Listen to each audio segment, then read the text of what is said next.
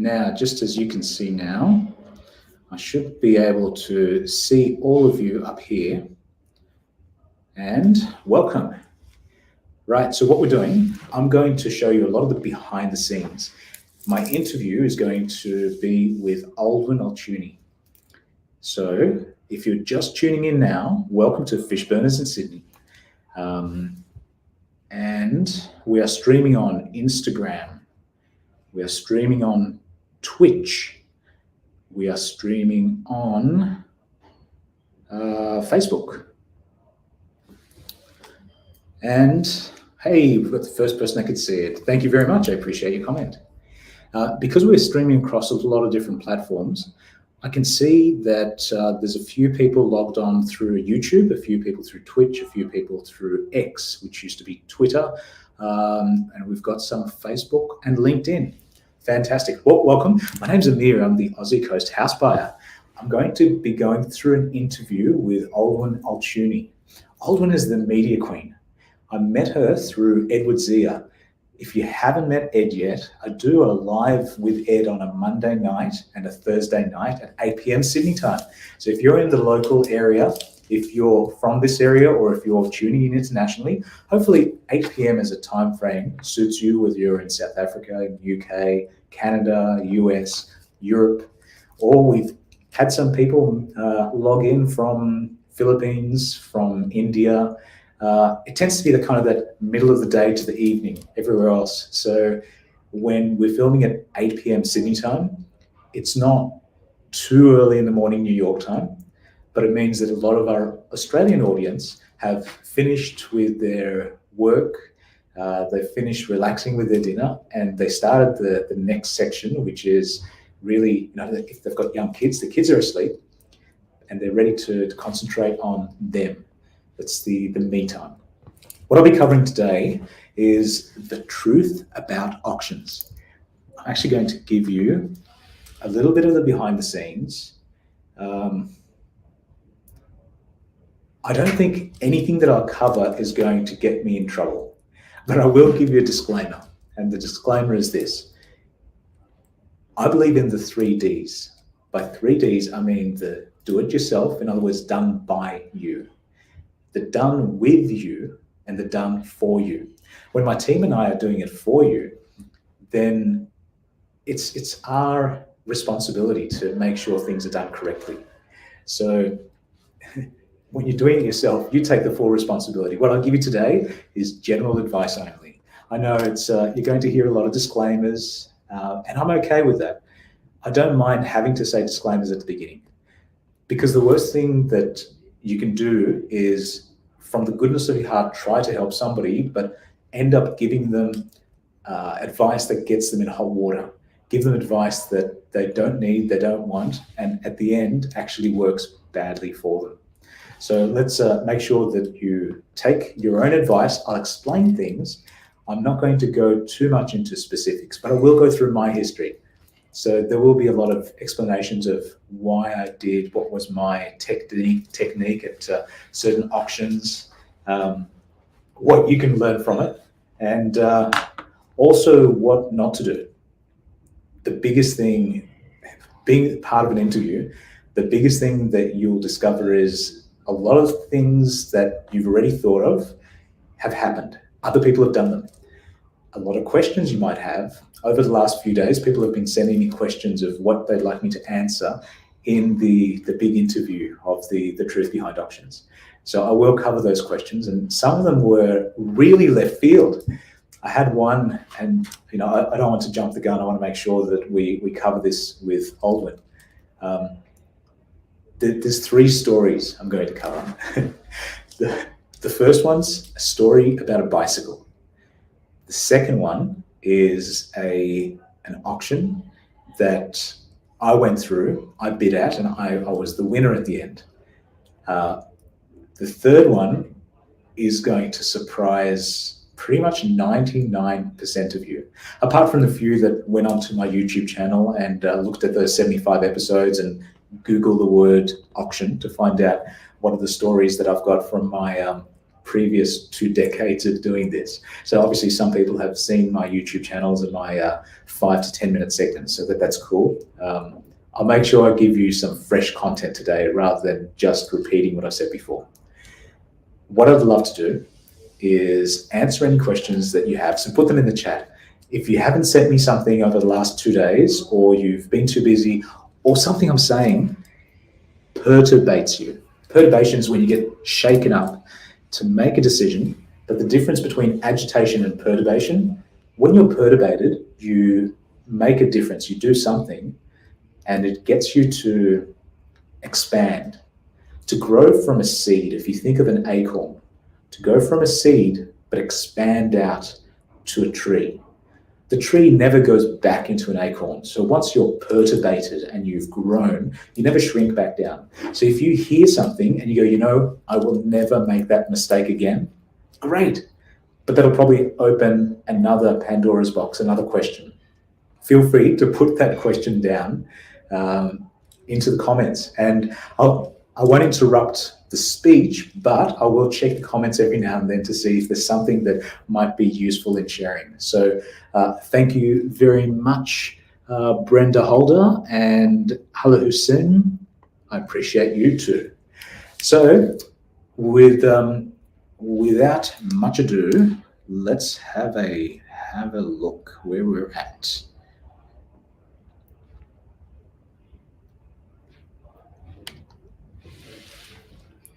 Brilliant. So, first things first. Who am I? What do I do? Who do I do it for? I'm Amir Meshal. I'm Amir Meshal from Aussie Coast House Buyer. You've probably never heard of Aussie Coast House Buyer. Why? Because I'm a buyer's agent.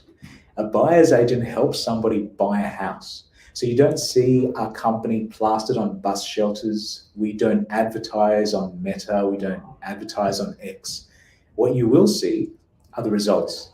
And the results are what we do for our clients. What that means is, if I've got a customer who are a couple, they live in Sydney, let's say that they were married 5 years ago, they graduated from uni 5 years ago, and they're now at the stage where they want to still live in Sydney, but move their job, which means going from a unit to a house. Because they've been in the same industry independently, both of them have respectively been in their industry for 5+ years, potentially they're at the stage where they're happy at their work, they're happy at what they're doing, and they've been promoted or they're about to start their own business. Part of the tough question there is, when do I approach the bank to get a home loan? Because if you wait until the income comes in from your new job, you might find that on paper your pay slips are twice the amount you're earning before. But the bank, some banks, not all banks, again, general advice only, do your own research. Some banks will say, if you're within your probation period, you can't start yet. You have to wait until you've been for 12 months within the industry. You have to wait until you've been 12 months within that company. You have to wait until you can show us 3 years of financial returns. Even though with your new company, you're earning more money, you're keeping more profit, you've got less overhead. And even though you can show your last 3 BAS statements. In Australia, a BAS statement is your business activity statement. It's really a BAS, not a BAS statement. But when you're doing your BAS every 3 months, you're officially declaring to the government how much you're withholding in taxes, how much goods and services taxes, GST, you've paid, how much you're holding, your business activity, so your revenue and your profit. You put that together and you send it through to the Australian Taxation Office. So you would think that that would be sufficient for a bank. But with a BAS statement, some people make an adjustment at the end to capture some of the things that weren't accounted for in the BAS. That can also happen once you've completed your tax return and you want to do an adjustment later on. So really, it's not a hard and fast rule when you've done your BAS that it will be the total income and total expense for your company. You are trying to do it as accurately as possible, because every time you go back to do an adjustment, there's a further cost of your professional fees, your accountant to go through the book, and again, the time and the money that it takes. So let's rewind one step. when I speak about buying a house, when I work with the majority of people within Australia buying property, what I'm really doing is I'm working with people who are at the stage of now I'm just logging in on a second account here. Ooh, this might be interesting. Tap the three dots.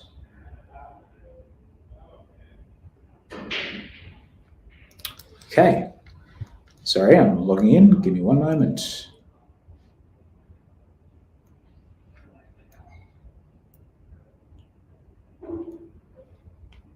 Wow, really got me midstream there, didn't it? Logging into Wi-Fi. Bluetooth is on.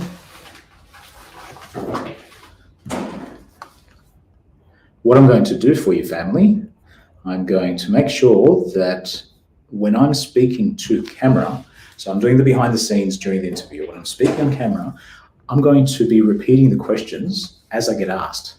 So hopefully you'll hear both my side of the story, and as I'm repeating the question, you'll be able to know exactly what it is that we're covering on the other side. And that should be very, very clear, both for the recording that I'm using for the future, but also for the broadcast that's going live. So we are due to go live in 20 minutes. So,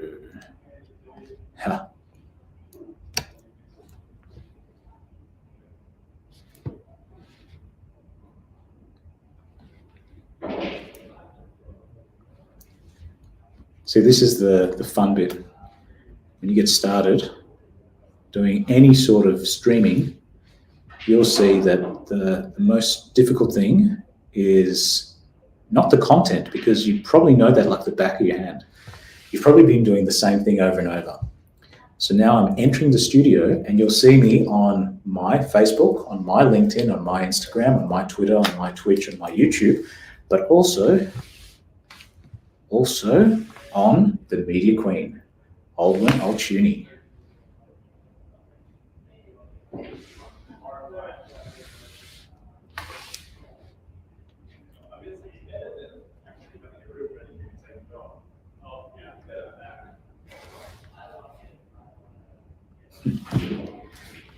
Well, I apologize for the quick break in the transmission. So I guess that's what they call the technical disruption.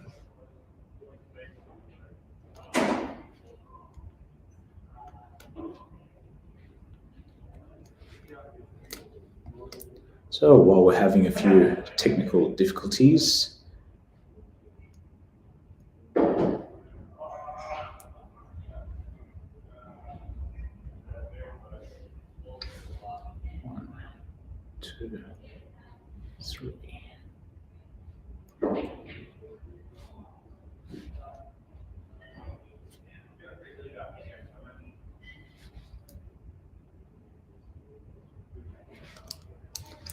let's try that again.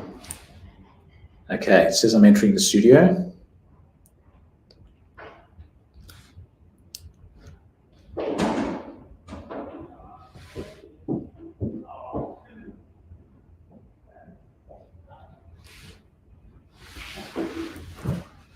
Check 1, 2. If I was any better, can you hear me? Hello, Ken.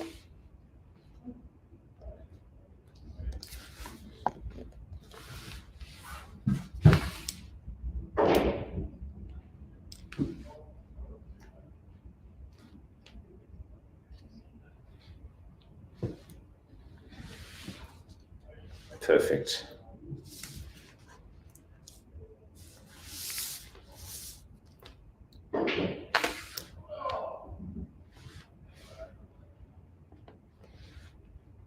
Okay.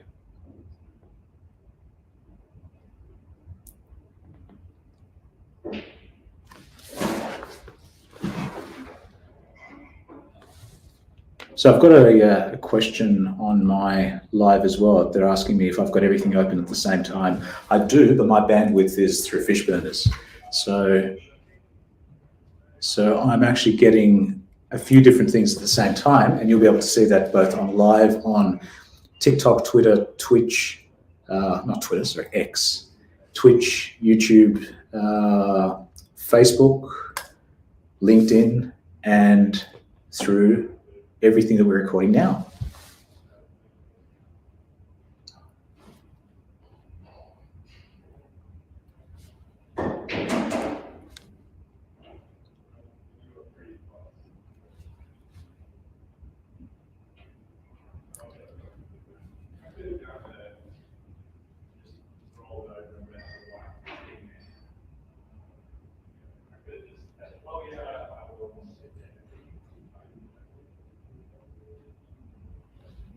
So what I'm doing now is I'm just typing in a quick, like a 3-line description of what I'm doing.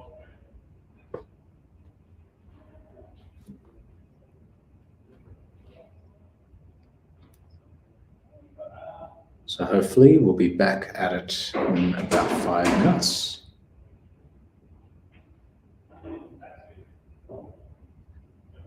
Hello, Felissa.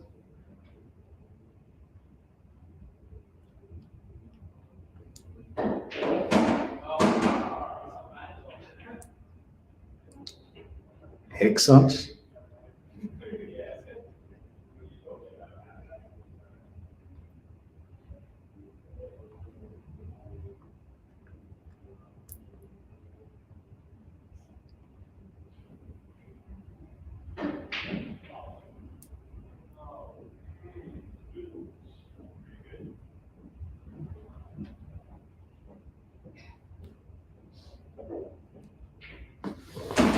Okay. So now let me know when you're going live, Aldwin, on your StreamYard. Awesome. And Ken, what do you do? Ken Kleinberg.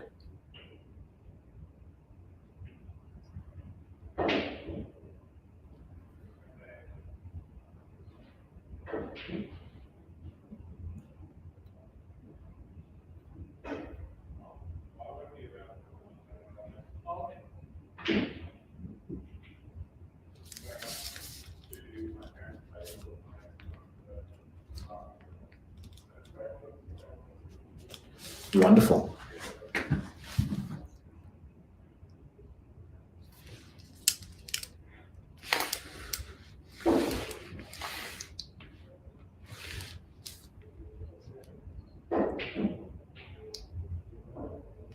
So, Aldwin, if I can tell my audience where to tune into this channel, where to see you, what would I tell them?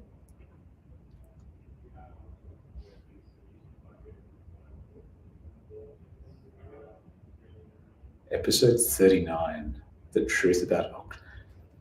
Okay, so the show is the Total Truth Show. And I can't type in the links for you at the moment, but Aldwin on the other line is actually explaining to me where to log in. So that's going to be with Aldwin, Aldwyn. And Aldwyn Alciuni is the media queen. If you haven't heard of her yet, then you've been living under a rock. I tell you, every time I go to a conference in Sydney, in Brisbane, in Melbourne, I speak to a lot of people. And everybody's in a different industry, whether they're in the weight loss business, whether they're in health and wellness, whether they're in a finance, a real estate, an accounting background. There is a lot of commonality. And the commonality is that in the olden days, you'd pay the yellow pages to be advertised. These days, I'm talking in the last decade, you are always going to do your own publicity. What Aldwyn specializes in is getting you in front of the big media gurus. That means the Channel 7, Channel 9, Channel 10, and their digital subsidiaries, which are, of course, on every single channel, whether it's X. I almost said Twitter again. I don't know why, Aldwyn. I'm finding it hard to go X, to go from Twitter to X. Have you found that as well?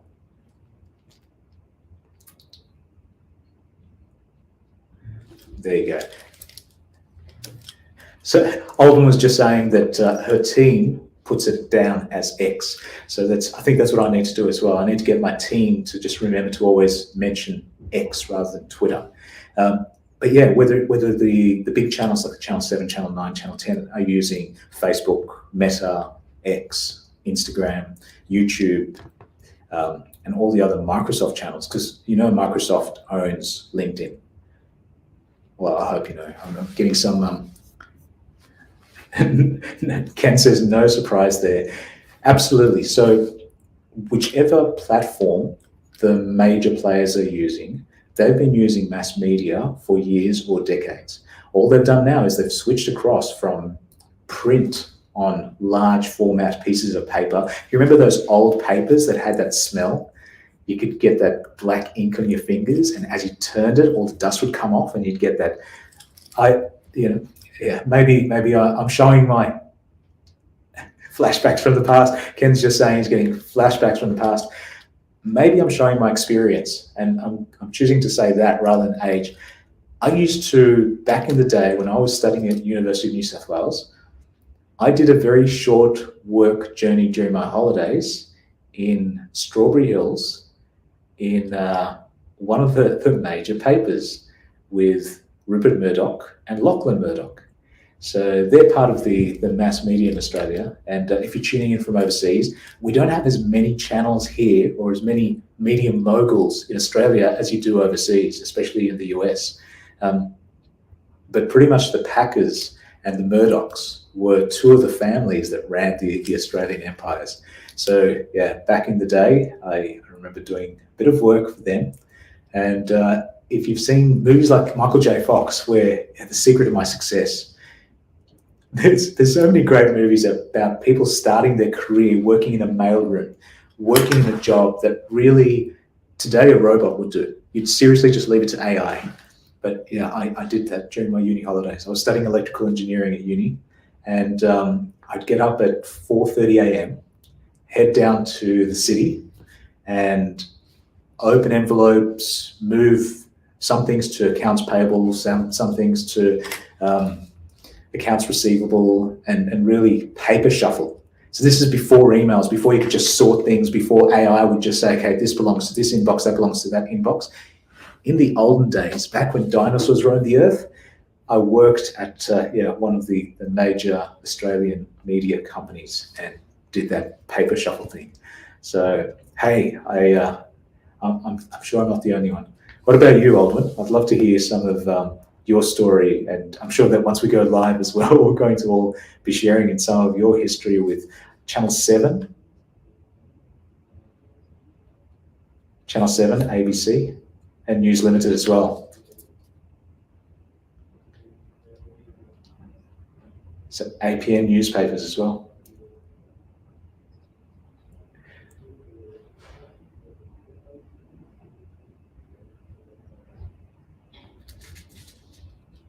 Yeah.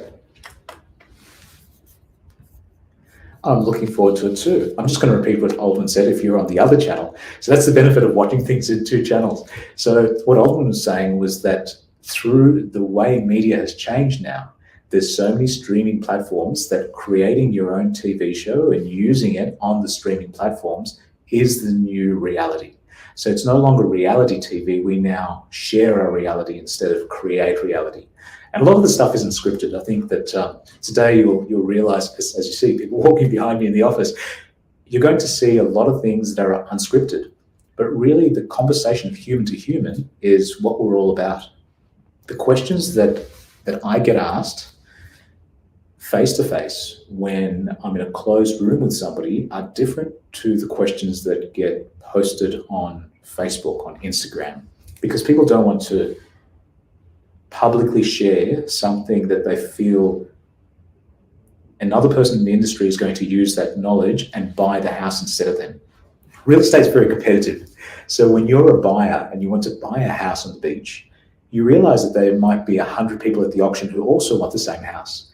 So some of the secrets that we're going to uncover for you about the auctions, the truth about auctions, the history, and some of the amazing things I've seen with over 1,000 auctions that I've been in, are probably going to rock your world slightly, but I'm going to share them, and if your competition is watching as well, then so be it, because education is only part of it. A lot of people don't implement what they learn. So don't worry about what other people know. It's what they use the information for.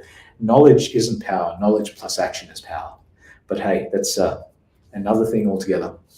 So we've got about 7 minutes before we go live. But if there's any questions, just add them to the chat. I can see some very interesting hellos and questions through LinkedIn,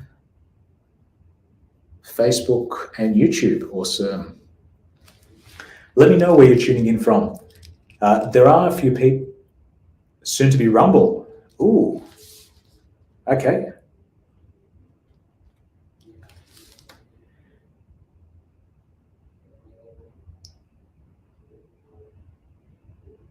Let me know what Rumble is. That's something I'm not familiar with.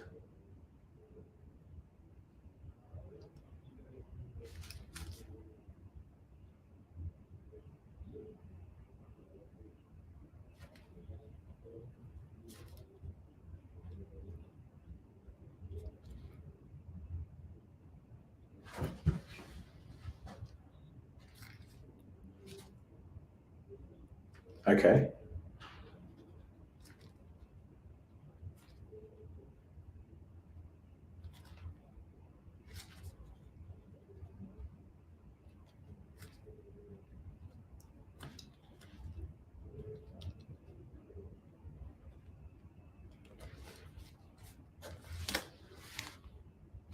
Yeah.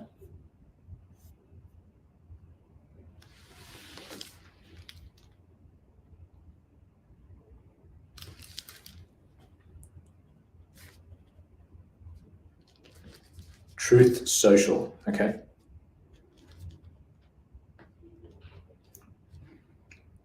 Trump's. Okay, there you go. Okay, guys, I've got a question for you. If you're watching on the live, have you ever heard of Rumble? Have you ever heard of Truth Social?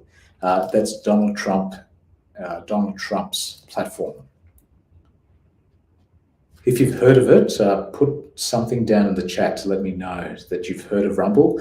And if you've heard of it and you're using it, I'd love to know.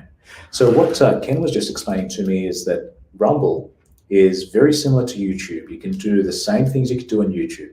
But the difference is with YouTube, because it's a controlled environment, you can get kicked off, you can get fact checked. And if you're doing alternative media and alternative videos that perhaps only cater for the small minority, or even if it's for the large minority, but the people who own YouTube perhaps have a conflict of interest, let's say, with giving that version, then Rumble won't censor you, whereas YouTube may or may not. But we are streaming to YouTube, so we love YouTube too. Just wanted to say that, right, Ken?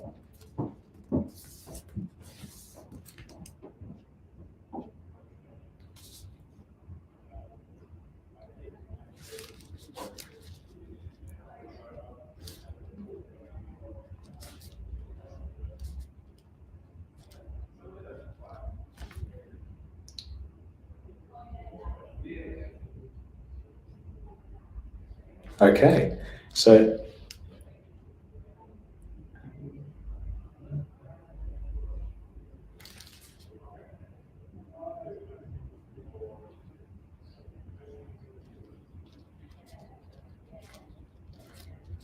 wow. Okay, let me just repeat the last few. BitChute, Spotify, and Rumble, iTunes, okay. Anchor.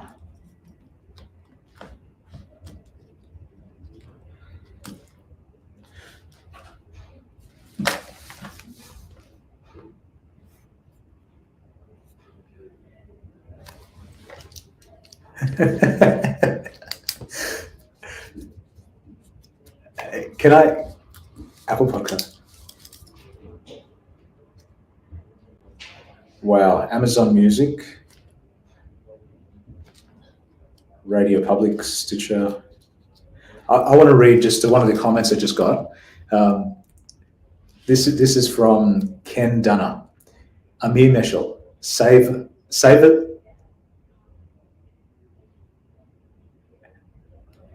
savor the flavor of the awesomeness in you, sir, for sharing your delectable nuggets of inspiration, motivation, guidance, encouragement, enthusiasm. So, excellent. So Aldwin and Ken are just clapping for you there, Ken. Thank you very much. All right, so sorry, we said BitChute, Spotify, Rumble, iTunes, Anchor FM, Amazon, Apple Podcasts, Radio, iHeart. Wow. Radio Public, Stitcher. So hopefully you'll have your computer switched on today. And if not, there'll be a replay later on. Are we saving this and replaying it later, Aldwin?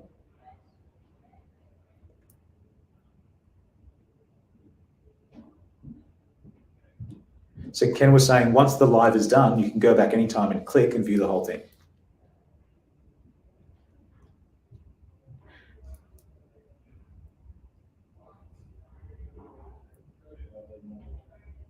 I know, I'm sorry. Oh,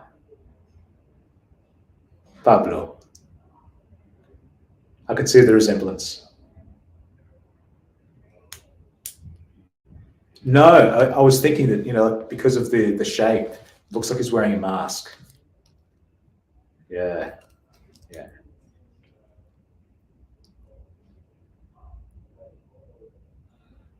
Wow.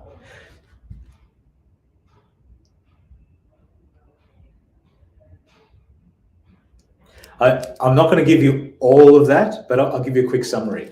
So Aldwin has a new pet, and the new pet is a cat called Pablo. Now, Pablo does speak English, but does like to be the main scene of attraction. So if you do see Pablo jumping up in the middle, please clap. Golf clap, golf clap. Attention is needed right now, golf clap. That's right, that's right. So please welcome on stage, Pablo. Now, so I explained this at the beginning.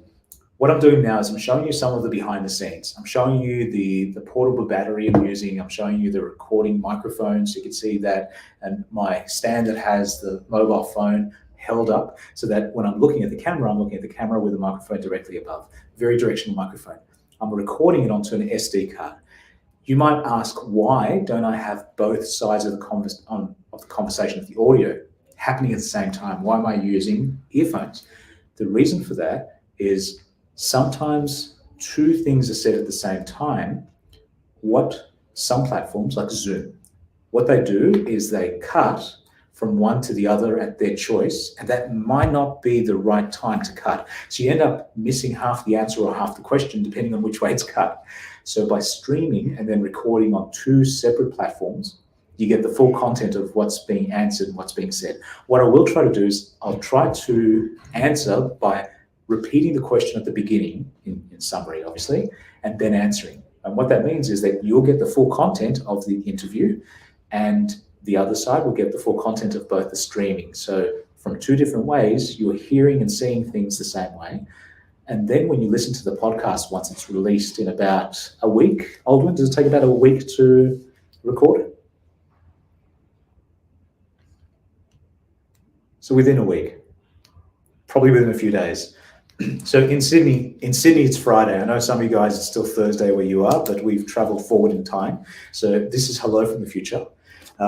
So that means that we might not do it on Saturday and Sunday, but it'll be sometime during next week. It might be before Friday next week, but definitely within the week. So if you're tuning into Spotify or any of the other platforms, some of them automatically uplink as soon as we finished this recording, and some of them we need to do a little bit of editing and then set it up. So whichever way you're tuning in, you'll be able to go through this content again. I'm going to cover a lot of things that are obvious to me because I've gone through 1,000 different options. But some of the things that Aldwin's asked me to uncover are little nuggets of truth that Nobody speaks about because you assume. And one of my favorite things, and look, I may as well give you a little taster just so you know what to wait for in about 3 minutes, is I've got a secret weapon that I take with me to all auctions. And that is this. What is that? Can you see that, Aldwin? It is. It's a mandarin. Why? Because when you win at the auction, you stay back to fill in the paperwork and you sign and you pay your check. If you're having blood sugar issues, you're not going to go off to a cafe and get a donut. So keep a mandarin that's an easy peel and it doesn't smell up the room. Have your sugar ready because you want to win, you expect to win. So you're there at the auction. Why, when it comes to the decision time, right at the end, when you're close to the top of your level, when you're about to run out of funds, when you're very close, if you go hungry at the wrong time, you are stuffed. So take this. So it gives you that little bit of a sugar thing, but it doesn't give you that wild energy. Keep it in your pocket, and it's the best fast food out there.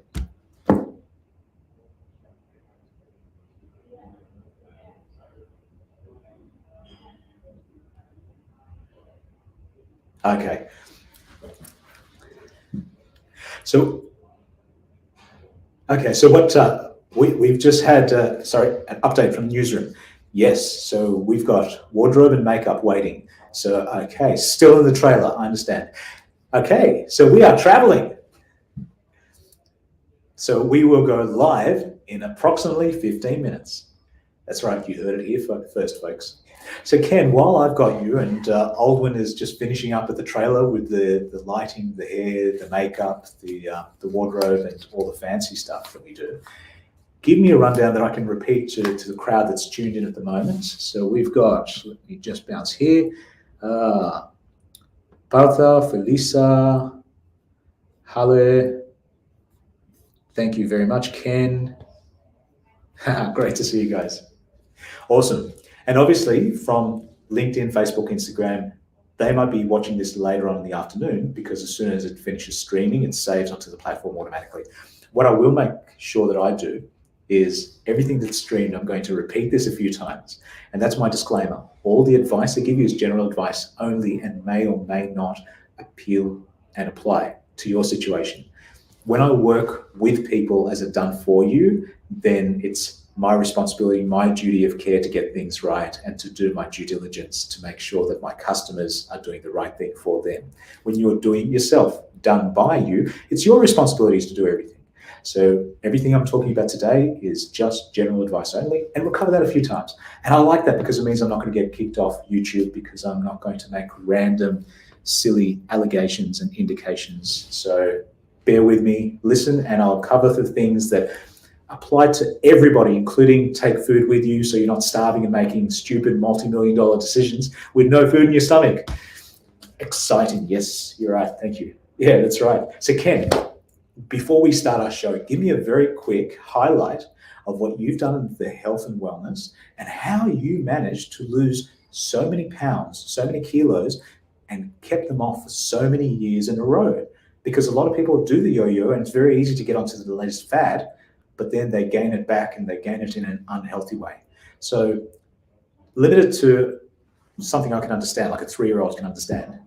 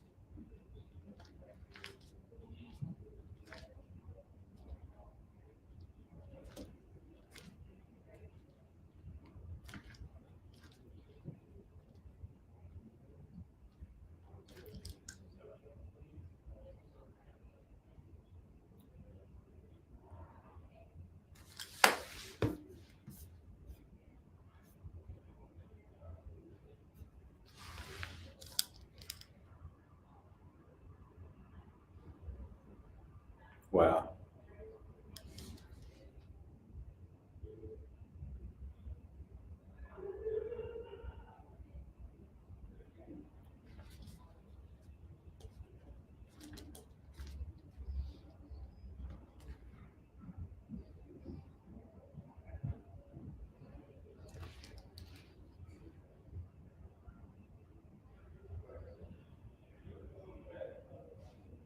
Wow.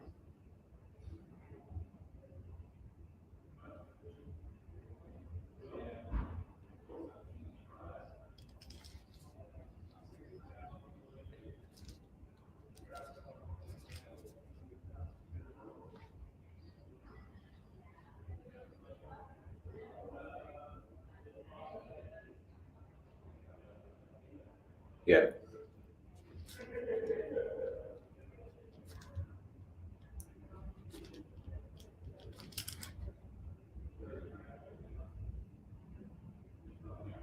Can I ask you a question on that? 13 years ago, so I'm going to repeat this, and I don't want to get too far down the. So let me start this basically. 13 years ago, you reached your heaviest ever. What weight was that?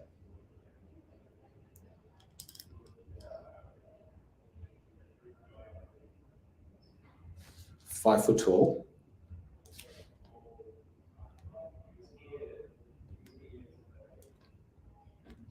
188 pounds, which is about 100 kilos, I think. No, it's not. It's 90. It's about 90 kilos. So, okay. So if you could see the photo that I'm looking at, it'll look like that. That doesn't help. But okay, so at 5 feet tall, which is about maybe 160 centimeters. I'm thinking about 160 centimeters. Okay, yeah, look at that. It doesn't translate, sorry. That picture is a lot skinnier than the previous picture.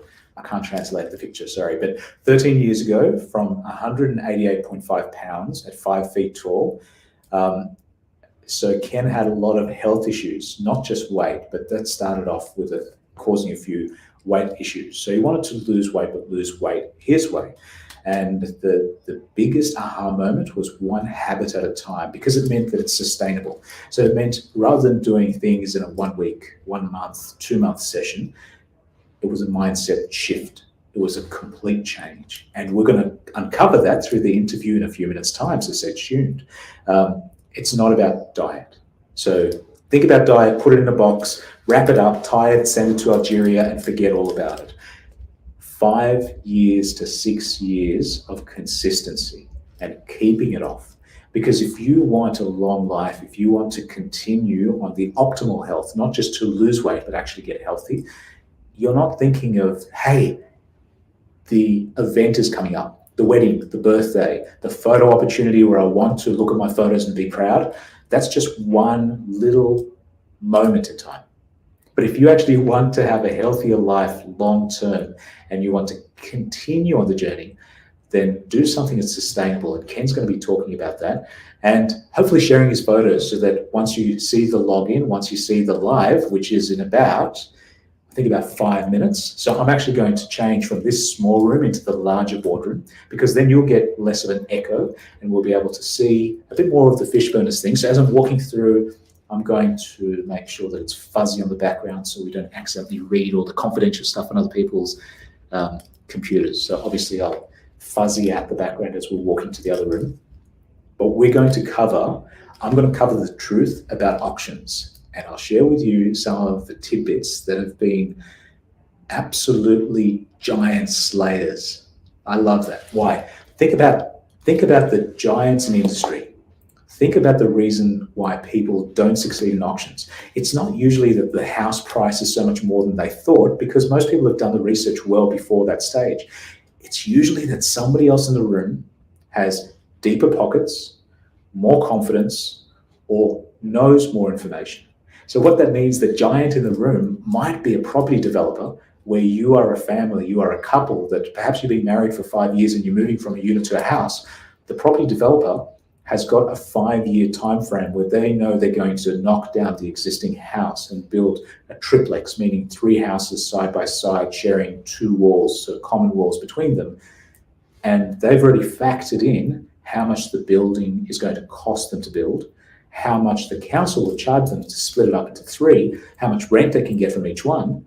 And they've said, yeah, we can afford that for 5 years because the payoff is triple the amount that if we just put a lick of paint on it and renovate, cosmetic renovate the house. So when you're a family moving into a house and the giant in the same room is a property developer, you need the giant slayer method. So little hints like bringing food with you so you're not making decisions on an empty stomach, and other more interesting decisions on the research side I'll be covering over this. So I hope you're having fun so far. This is a CAC. I love doing the preparation, and I hope you're liking the behind the scenes. So you get to see the little battery pack that I bring with me just in case I need to move something and we don't want to get disconnected halfway through. You see my microphone, so when you're streaming, you actually see the mic above the frame, and you'll see my mobile phone holder just here. You can't see that on this streaming side, but on my side, I'm showing you the whole behind the scenes. So if you log into my Facebook, my Instagram, my Twitter, my Twitch, my YouTube, you'll see the whole frame. And when we repurpose this, I'm going to cut out a square that still shows my gold tie because that's obviously our signature color. So it'll be the gold and black, but you won't see the side walls and you won't see the microphone. So, you know, in the olden days when they used to have the boom mic and you get that little mic in shot moment. So we're not going to have the boom mic in the shot, but when we repurpose this for Instagram, for LinkedIn, for Reels, for X, for TikTok, for Threads, man, I've got to keep getting used to all these new names. I'm sure somebody on the team will know that anyway.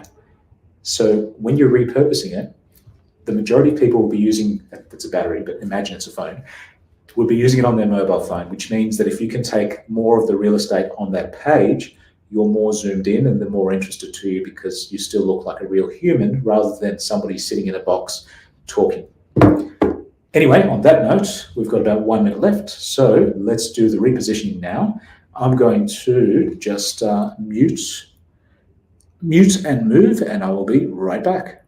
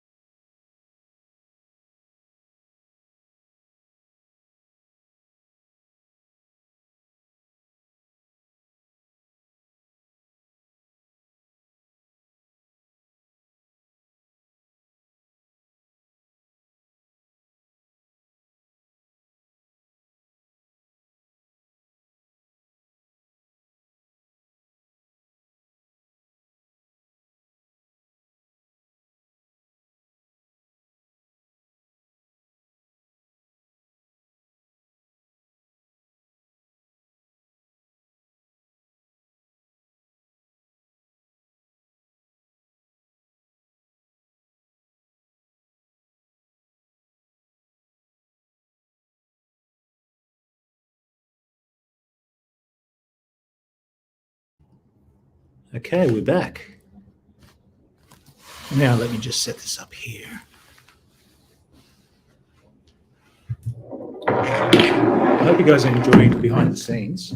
If you've just logged in now, this is an interview that looks like it's going on about 20 different platforms.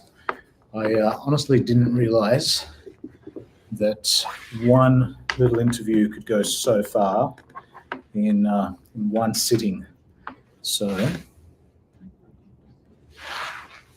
didn't realize that one interview is going to go so far in one sitting and have so many different people logging in from so many different industries and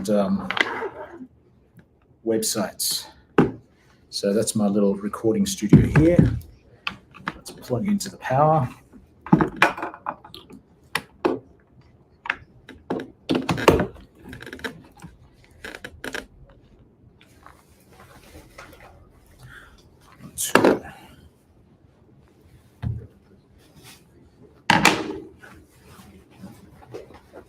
I'm missing one thing. Okay. Oh, that's a good idea. Okay. Just give me one moment. I think I dropped something on the way when I was transporting. I just need one more. Yes.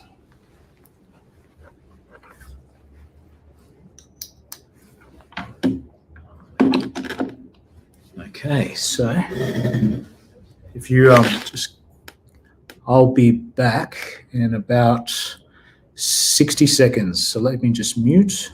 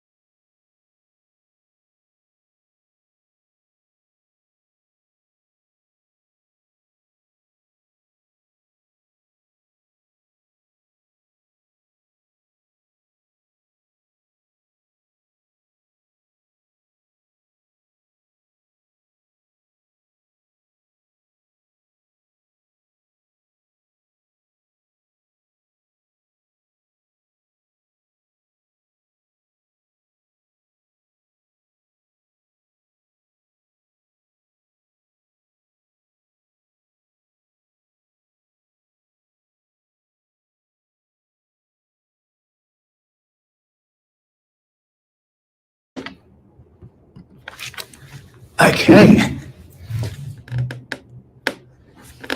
Okay, and we are back.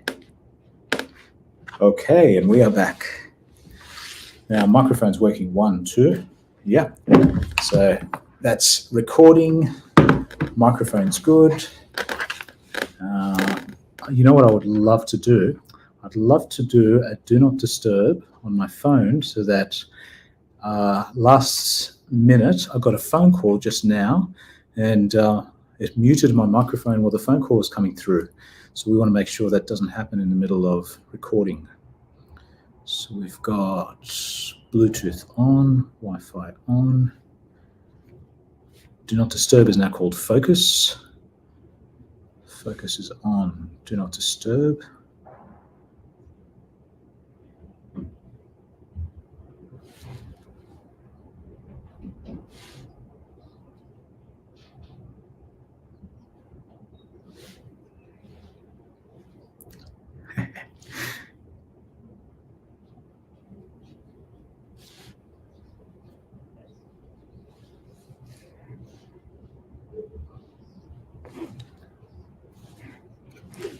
I can hear you, yeah.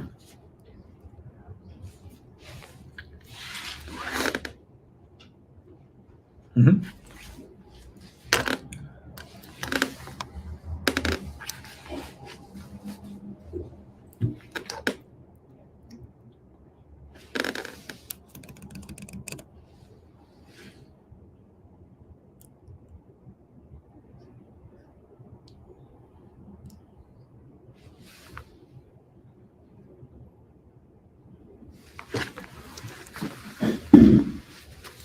Yep.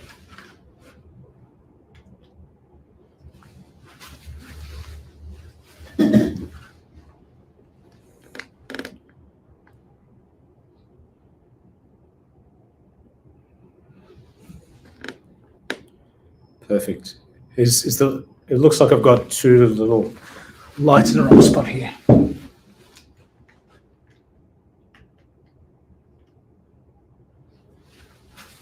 Is that a bit better?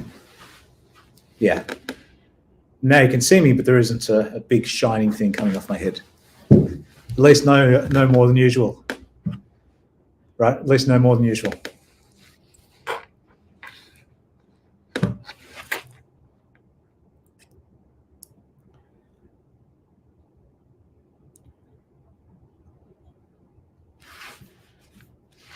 Jamming.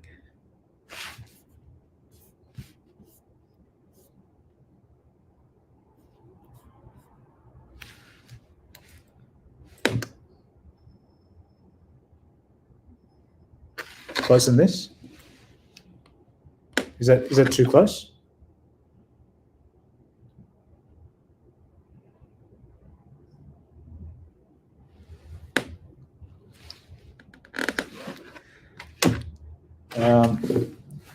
I can't lower the seat. No, that's as low as it goes.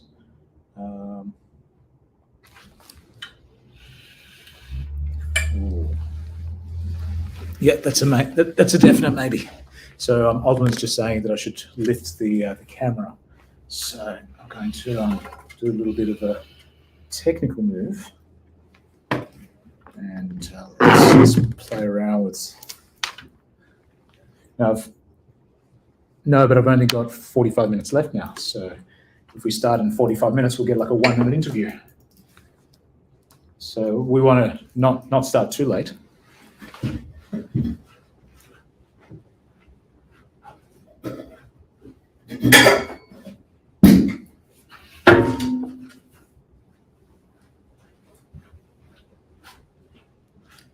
Okay, so I'm just moving this stuff around so that we get a better angle. What I'm trying to do though is not look too much away from where the main camera is. So 1, 2.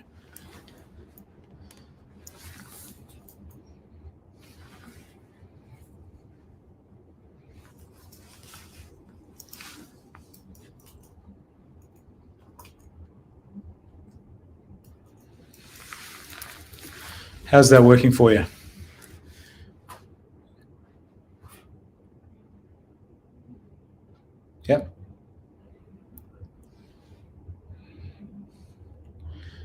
I'm well. I'm within about 15 centimeters, so if I come closer, it's just way too close to the camera. Maybe there's a button I can push to change the view. Ah.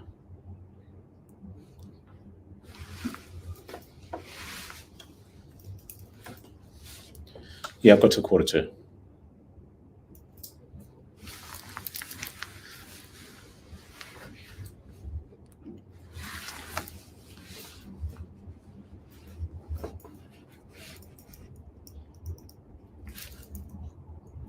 Mm-hmm.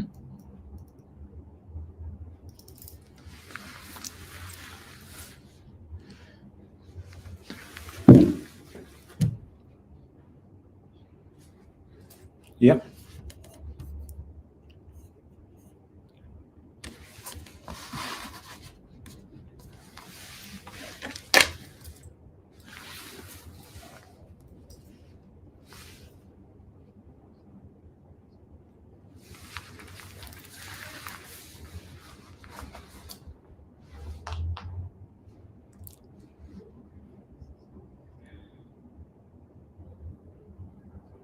Don't freak out. Excellent.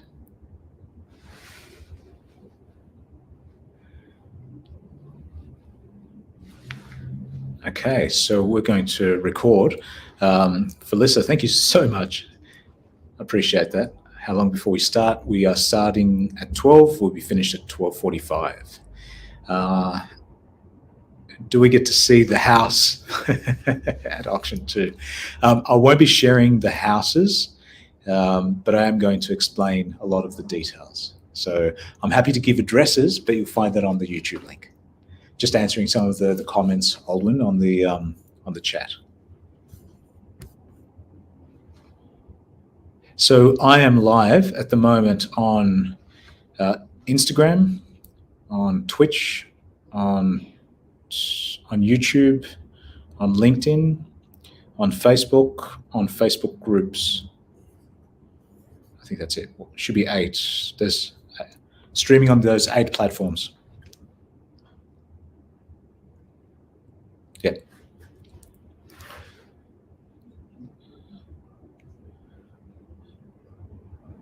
Is that at the same time as I'm streaming to the other 8 destinations? So it'll give me 10?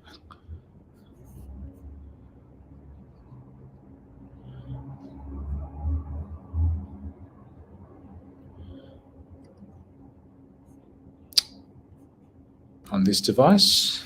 Yes. Where is that? Here in the show.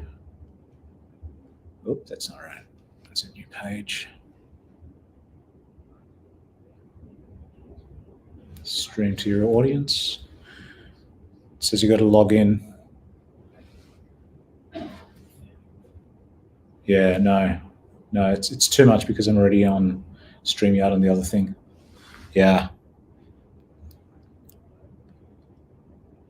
It's easy from a laptop. It's hard from a mobile phone. So guys, if you're doing the same thing, you're trying to stream, make sure you're streaming from a laptop or a desktop, not a mobile. When you set up like these guys, then they're on professional studio, and then of course you can do whatever you like because everything works.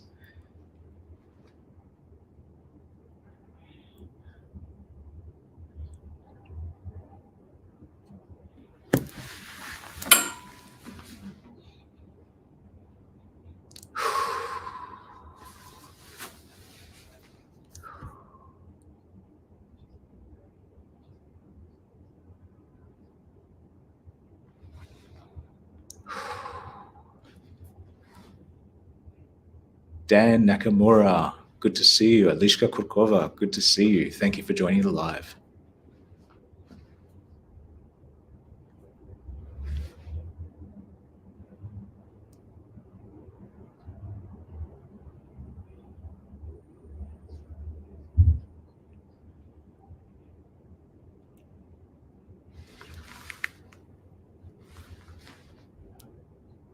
Countdown is on.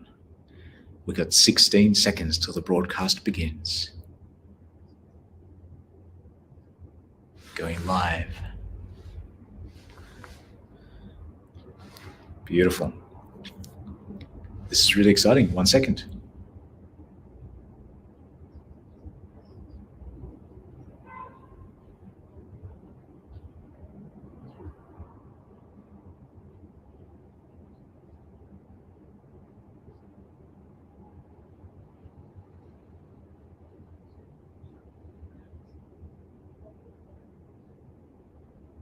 Hello, I'm Amir Meshal from Sydney, Australia. So I'm coming to you from a beautiful sunny day in Sydney, not as sunny as the Gold Coast, but for today we've got the sun out just for this interview.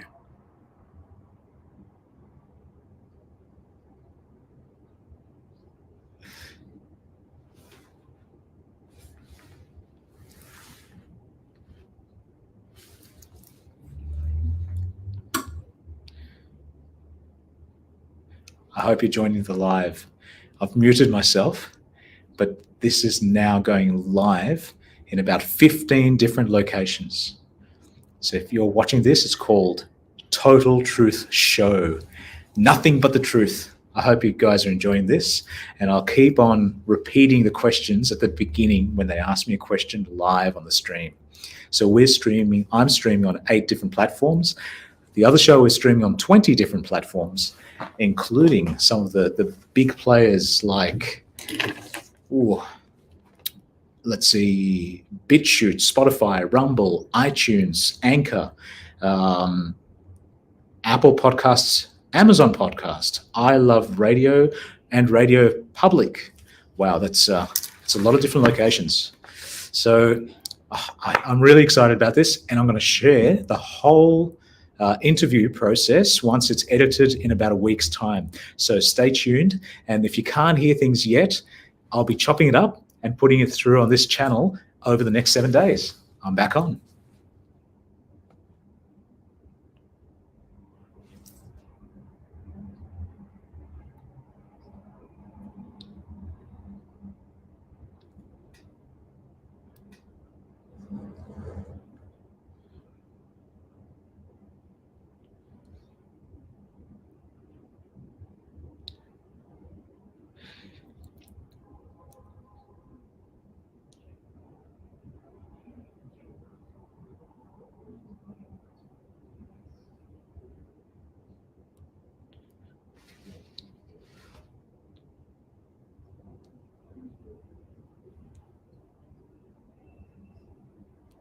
I think when you ask me what has been the biggest aha moment for me in the last 2 decades of working in the real estate industry as a buyer's agent, but even before then, when I started investing my own money, my own hard-earned, in buying properties in Australia, the biggest aha moment came to me from something my father taught me.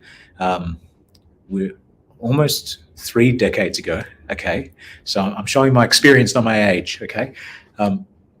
And that was that when you're going to an auction, there's 2 powers at play. One is the fear of missing out, the FOMO, and the other is from the person selling the property is the FONGO, the fear of not getting out. In other words, they bought something, everything is locked in, but they can't sell it on. So there's so many things behind the scenes that people don't talk about because they don't think about it until auction day. And not every property is going to be sold at auction. But properties that are attempted to be sold at auction and then later on you end up buying them, you still need to know what happened on auction day. So the truth about auctions tends to touch almost every property transaction in Australia, and that's between 500,000 transactions a year and 1 million transactions a year in Australia. So let that sink in. We've got less than a 30 million population, but we're doing 1 million transactions a year. That's a massive, massive per capita. The US, Ken, and you'll probably back me up on this as well. US is very strong on shares. So the US has been working from the financial industry and from their income industry as making money through shares, company ownership, part ownership of a company, listing their companies on a stock exchange, selling the companies. Australia's been heavy on the back of construction and real estate. And that's really why so many Australians are fixated on one thing, and that's the roof over their heads.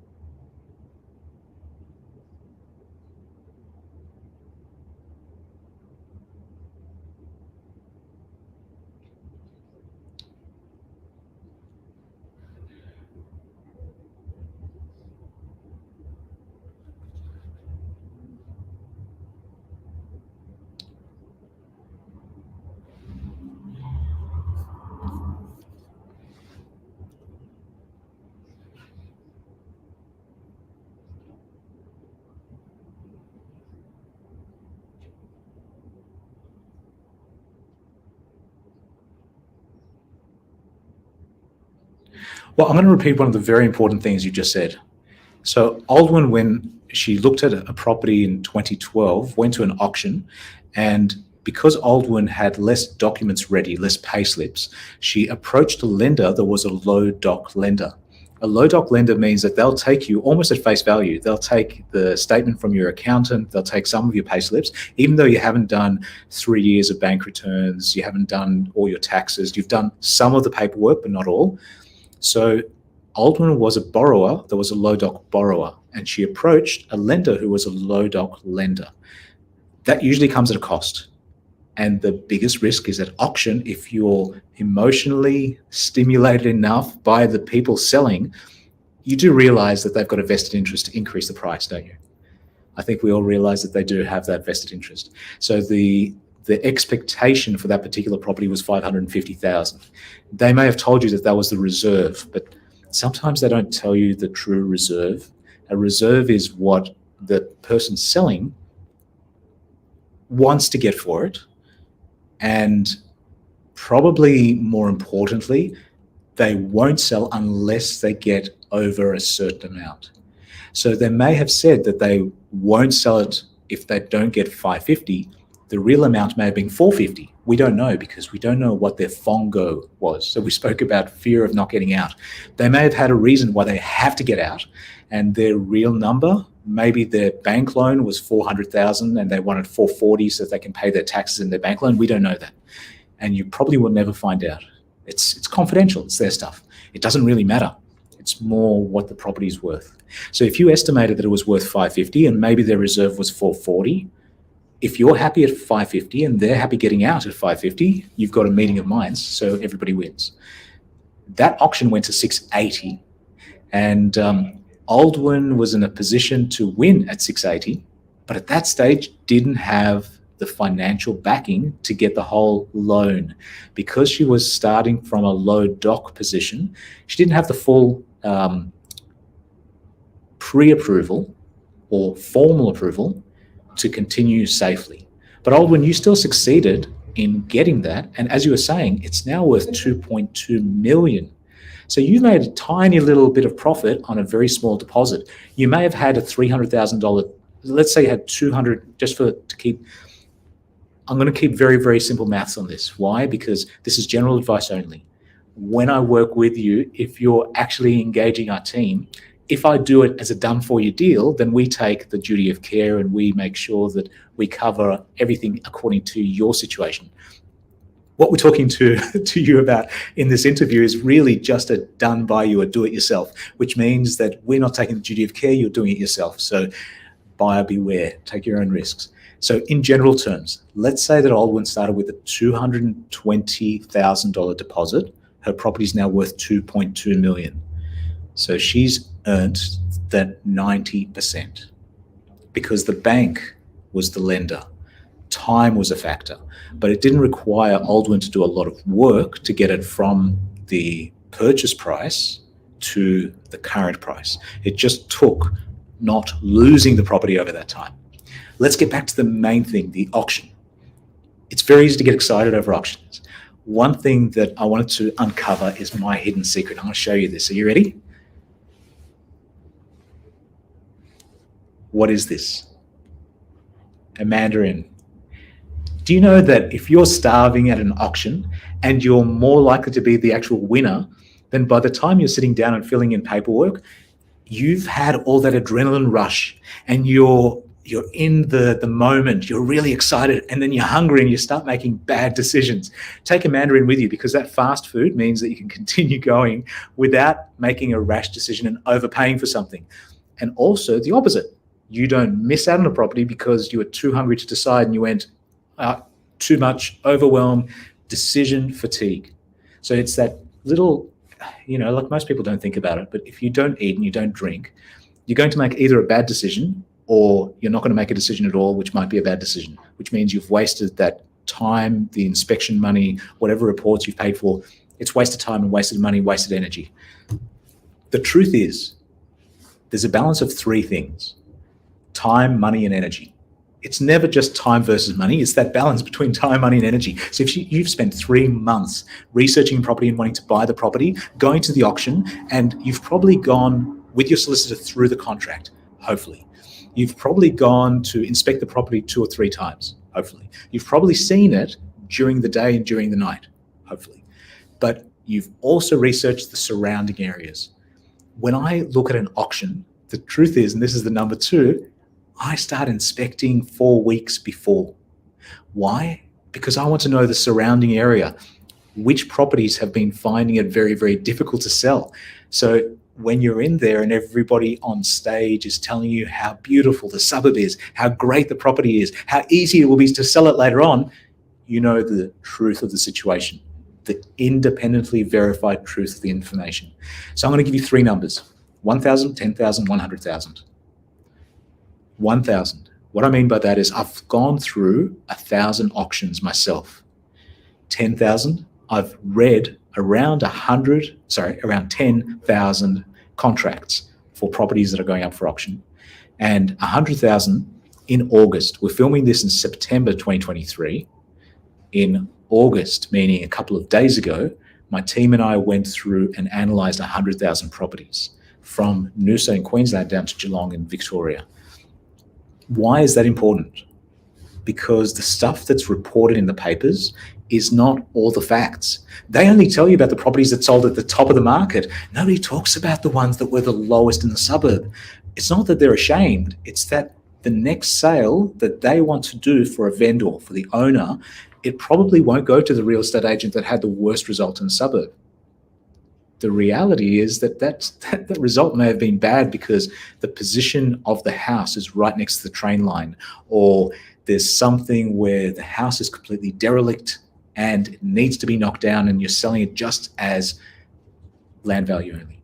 But nobody cares about that because they don't do the research. They just look at the statistics. They go, median price is 1 million. You sold it for 750,000. You're terrible.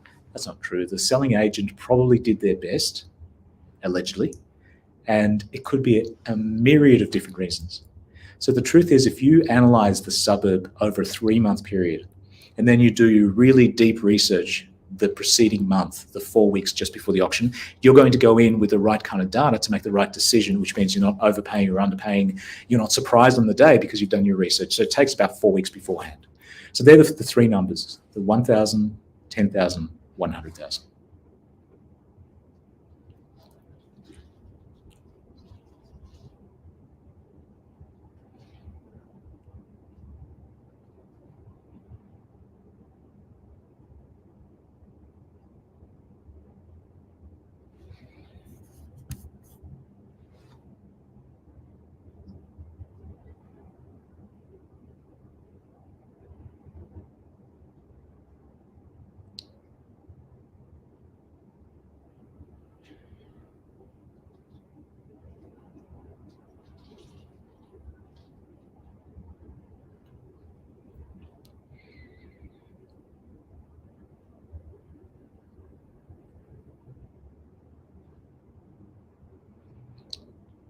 We're not going to repeat that on this channel.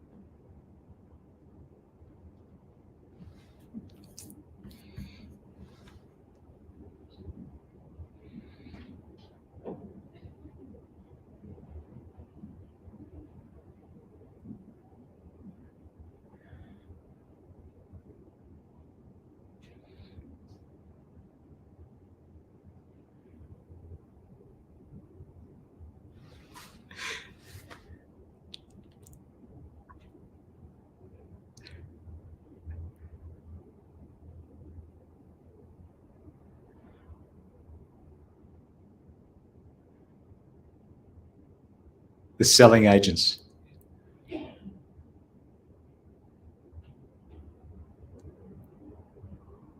I'm going to unpack that, Aldwin. That was awesome. So let me share this very, very briefly. So what Aldwin was saying is that through the years that she's kept the property, she bought it 680. It's worth 2.2 million. So these are unverified numbers. I haven't checked the address myself, but according to Aldwin, it's worth 2.2 million.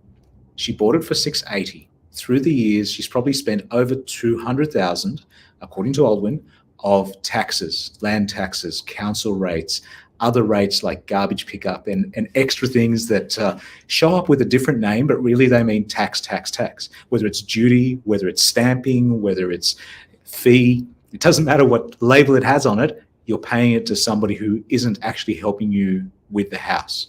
It's a contribution, or whatever way they package it. At the bottom line, it's just tax. So let's say it's gone up $2 million.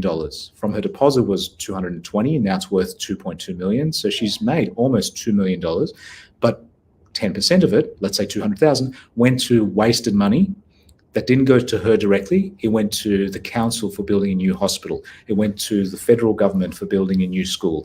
Whatever it went to, and it doesn't matter how, doesn't matter when, doesn't matter why. It came out of Aldwin's pocket from her profit to pay for something.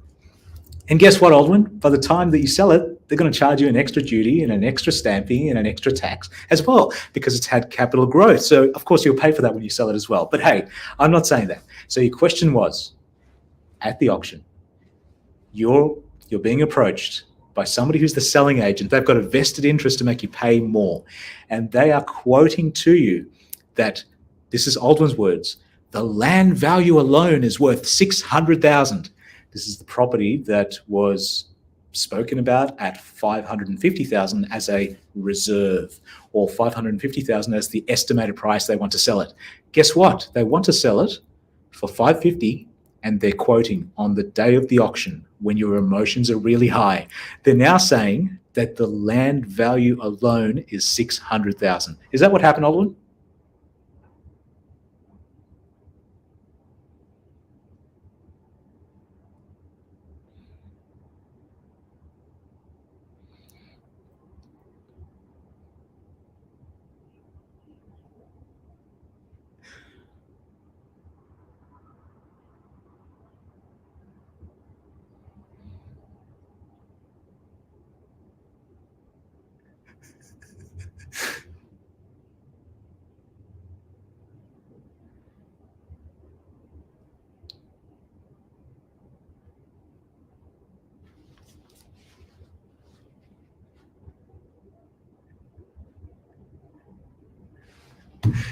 You see, I told you, secret weapon. It works for everything. It's a cure-all. No, I'm joking. It's not actually a cure-all. Don't quote me on that. But a mandarin can save your life, especially if you're hungry. So I'm going to start peeling this. You know what? There's a thing that's really important here, and you have to remember you're dealing with people. So the first thing when you're in the auction, I'm going to talk about two things. One is in the room, one is out of the room. So when you're in the auction room, the most important thing, if you're a seller or you're a buyer, if you're a buyer's agent or if you're representing yourself, respect. Have respect for the people you're dealing with. Who was it? I heard this over the last few days, and it really made me laugh. They said somebody was desperately trying to sell a product or a service to another person. And so they said, this product is essential because it can help stop starvation. And the person who's the prospective buyer said, what do you mean? This has nothing to do with food. I said, well, if you buy this product, my family won't starve. So yes, understand some people need to make their money from selling a property. The vendor, the person who's got the fear of not, FOMO, the fear of not getting out, needs to sell their house to be able to pay their mortgage, to be able to move to where their family is, to move to where their next job is. I understand that. But you have to have respect for the other people in the room. When you're out of the room, when you're back home, bitch about everything. Say every little thing that's gone wrong. Excellent. But obviously, look, have passion and have some grace for the people that are negotiating against you, because it's in their vested interest to sell it for the highest possible price. I have nothing against selling agents. I work with a lot of selling agents because I can't buy a house if somebody doesn't want to sell the house. So I work with a lot of selling real estate agents. I'm a full licensed real estate agent, which means that I've got a diploma of agency management, that I could run my own agency. I'm in good standing with the Real Estate Institute of Victoria, the Real Estate Institute of New South Wales, Real Estate Institute of Queensland, and both sides of the fence, the sellers and the buyers, go through the same qualification. They know what they're not allowed to say. They know what they must disclose. And it's very, very transparent across the line. So let me ask you this, Aldwin, and I hope I'm not being too cheeky. I'm going to put this down for a second. If you did your research beforehand and you checked the land value of that exact address, that's listed by the New South Wales Valuer General. That would have told you how much land tax you would pay that particular year. They can read you the estimate in 2 years' time, 5 years' time. So every few years, they're going to rejig the numbers. But at least when you bought it, if you did your research ahead of time, would you have known the real answer of how much the land value was on that property?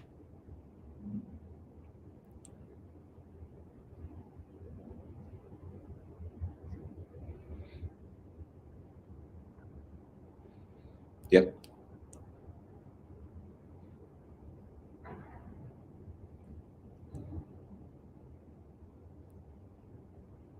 Wow. Yep. Yeah, that's Millionaires Row. That's a very, very good street. So the question is, on the piece of paper, on the prospectus that you had, not on the day, but you had that before, correct?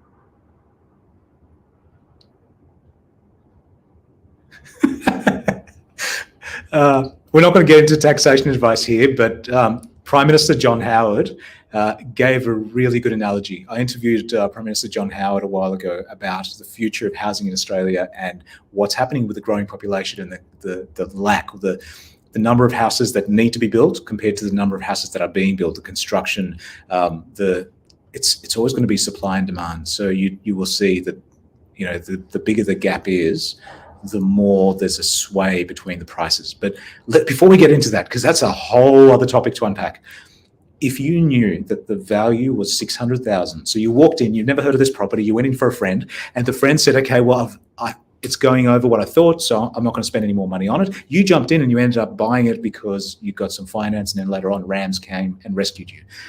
So great advice, do it, fix it later. It worked for you. General advice only, not specific. If you knew on the day that the land value alone is worth 600 and it had a house that's a livable house, that means you could get a tenant living in there right now.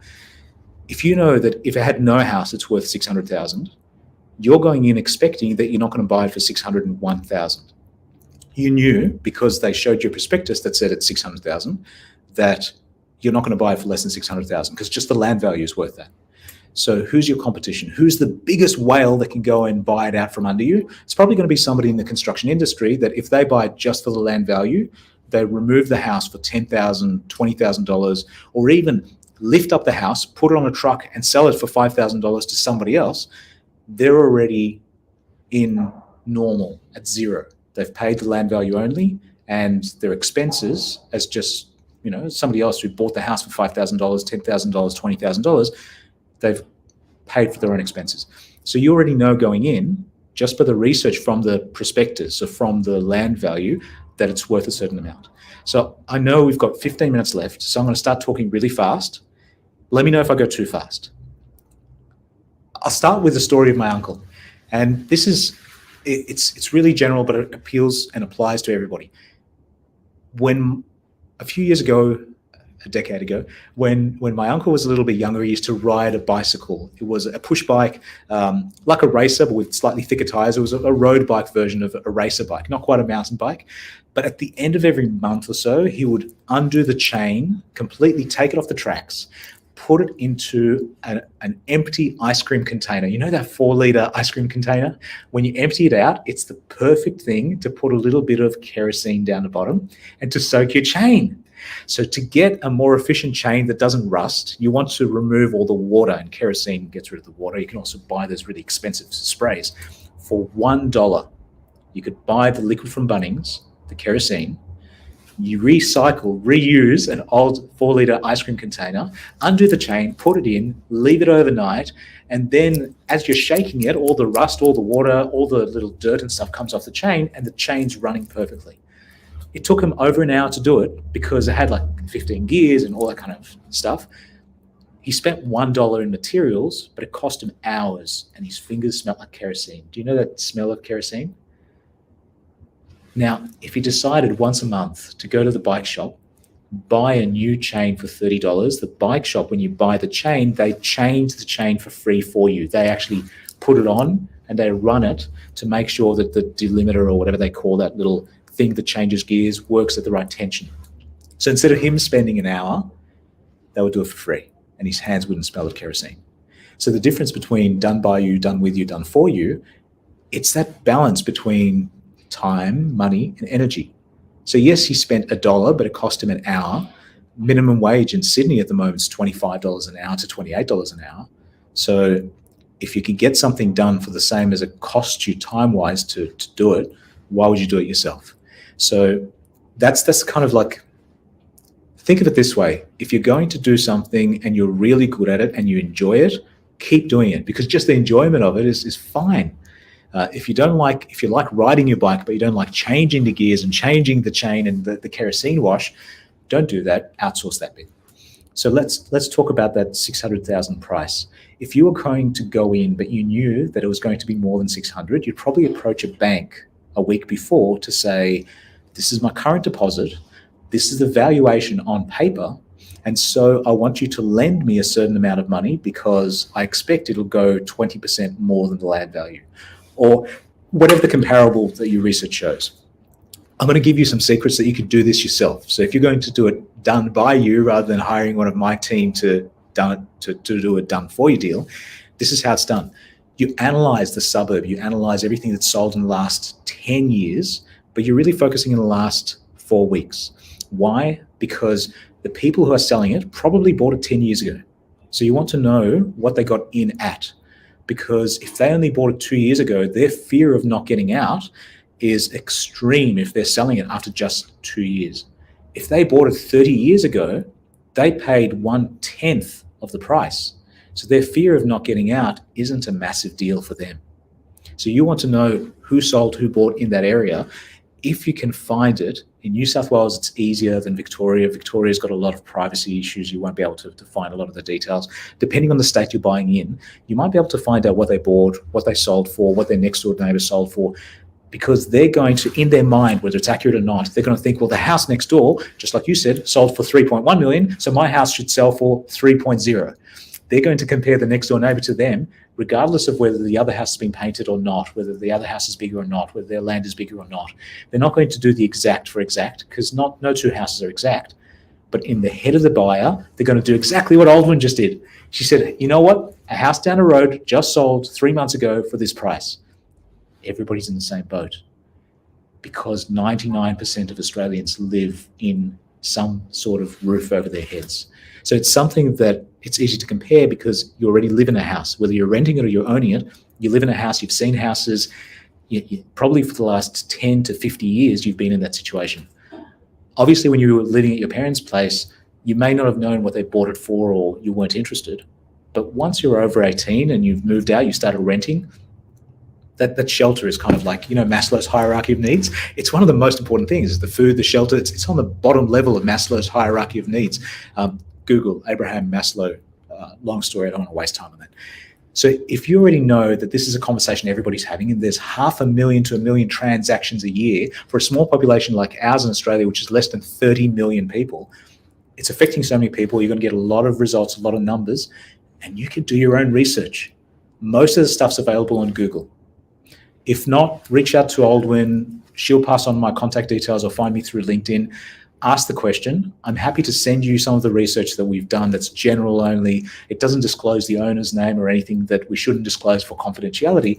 But if you just want something where the numbers in Noosa, the numbers in Noosaville, the numbers in Noosa North Coast, or whichever area you're in, you might have a niche that you just want a recent report on something. That's information's free. Implementation's what costs. So if you want to do it yourself, just educate yourself. Spend that little bit of time, little bit of energy, so that you're not spending a lot of the money, because it's that triangle, the balance between time, energy, and money. Second thing I wanted to cover. There's 2 auctions that I went through. And again, if I'm going too fast, I wouldn't interrupt me and backtrack, and I'm happy to answer. Ken, interrupt me, ask, and I'll reverse. Can I keep going? When I did a very, very similar thing to you, Aldwyn. I found a property. It was 70 meters to the local school, the local public school. So that's useful because, people are going to be traveling there. It's going to be parents. It's going to be kids. When people pull their car over, they're going to see your house. So you're in an area that's not in the middle of the outback, in the middle of a farm. It's something that is visible. The land was 3,600 square meters. So that's chunky. It's chunky enough not to have a cattle farm or not to grow livestock. But if you wanted a house with a little bit of land for your dog, so it's large enough. And it was very close to a big highway that connects Sydney to Bathurst, Bathurst to Lithgow. So when you talk about the areas, the big cities in Australia, there's about 10 geo-cities. So apart from the capital cities, there are large cities like Lithgow, Bathurst, Orange, and they're scattered, but they're growing. The government's spending infrastructure to grow these cities. So this was on it still is, on the Great Western Highway, close to Meadow Flat Public School. So if you Google that, Google Meadow Flat Public School.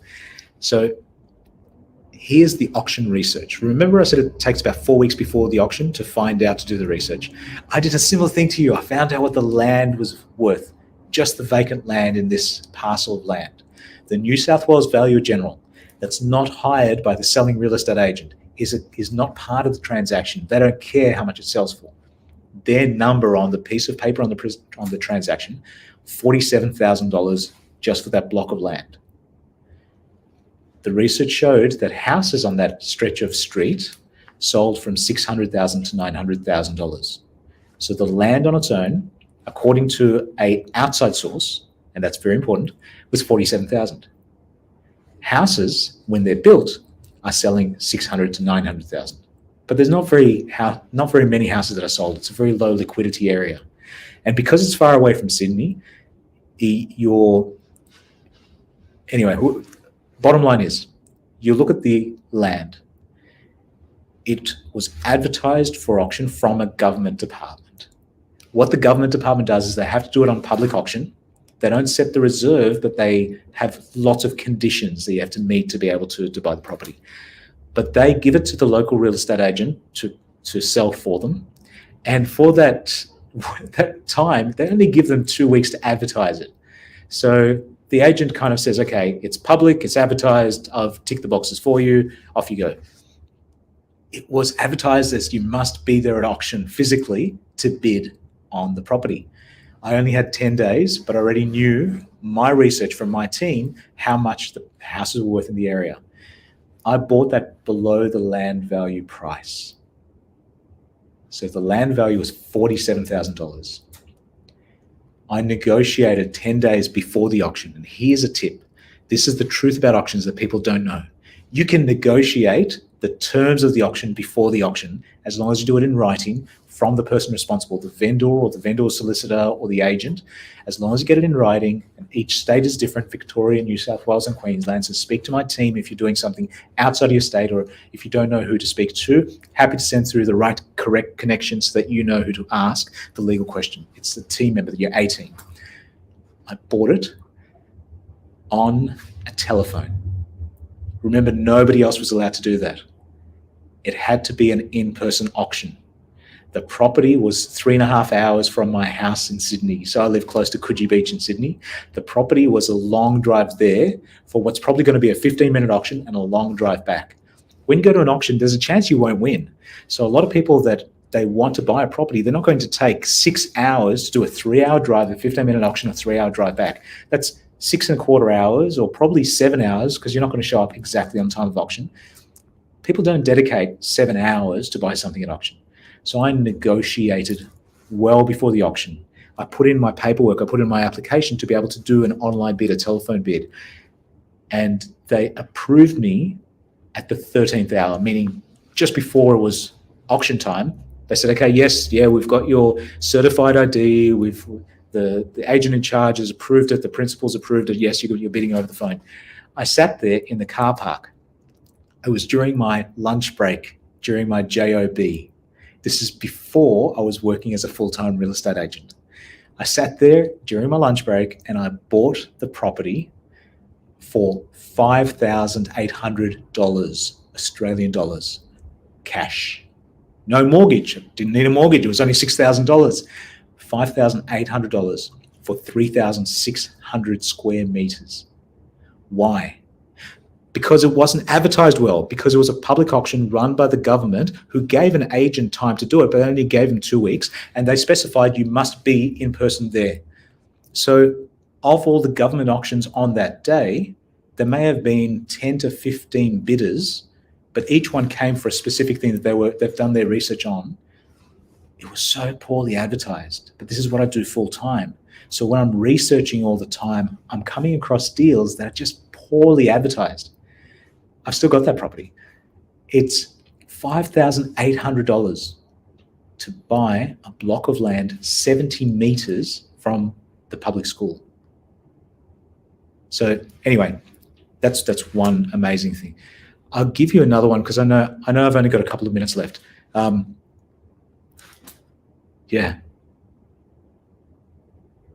I'd say current value is about $250,000 for vacant land without having built anything on it. That was in 2019. I'll have to double check. I think it was 2019. It's on my YouTube. So if you go to my YouTube channel and you have a look at the auction, you type in the question underneath the search, type in auction and have a look at that, Meadow Flat Public School. So put that in the search, Meadow Flat. It gives you the where I bought it and all that kind of stuff there. So it's more of an in-depth rather than this 3-minute version. The second story I wanted to share with you is an auction I went to in Randwick. So Randwick is close to Coogee Beach. It was a 2-bedroom unit. In the block, there was about 100 units in the block, meaning it had about 8 levels and probably about 6 different units per level, except for the penthouses up top. You know how they were telling you at the auction you went to, Aldwyn, that the property is worth $600,000 for land value alone, and the houses next door have sold for this and this and this. Same thing happens at every auction. The job of the person on stage is to tell you how much you should pay extra, how exciting it is, and how much value is in it. The truth of it is this. I walked into the auction at least after 2 to 3 weeks of research. So by the time auction day came, I already had my carpenter, my plumber, my electrician come into that property as an inspection. They gave me a quote of how much it'll cost to renovate. This was a 2-bedroom unit. Imagine walking. This is on the first floor, so you only go one flight of stairs. You walk, and as you get in, the carpet is from 1970s, where there's a trench built in through the carpet of all that wear pattern. So it's as if you're walking through trenches to get from the front door to the kitchen, from the front door to the bedrooms. The floor was a concrete floor underneath the carpet was dipped. So there were spaces where it was a 5 centimeter, 50 millimeter dip because all the concrete was cracking underneath the carpet. the wall from the lounge room had a massive crack, almost from the ground all the way up to the ceiling on the side wall. So from the lounge room, you could see light that was coming from the bedroom. Imagine the kind of crack that you've got on the wall where it's not a shallow crack, it's not a hairline. You could actually, like, you can't push your finger through it. Sorry, one moment. Okay. Can you hear me now?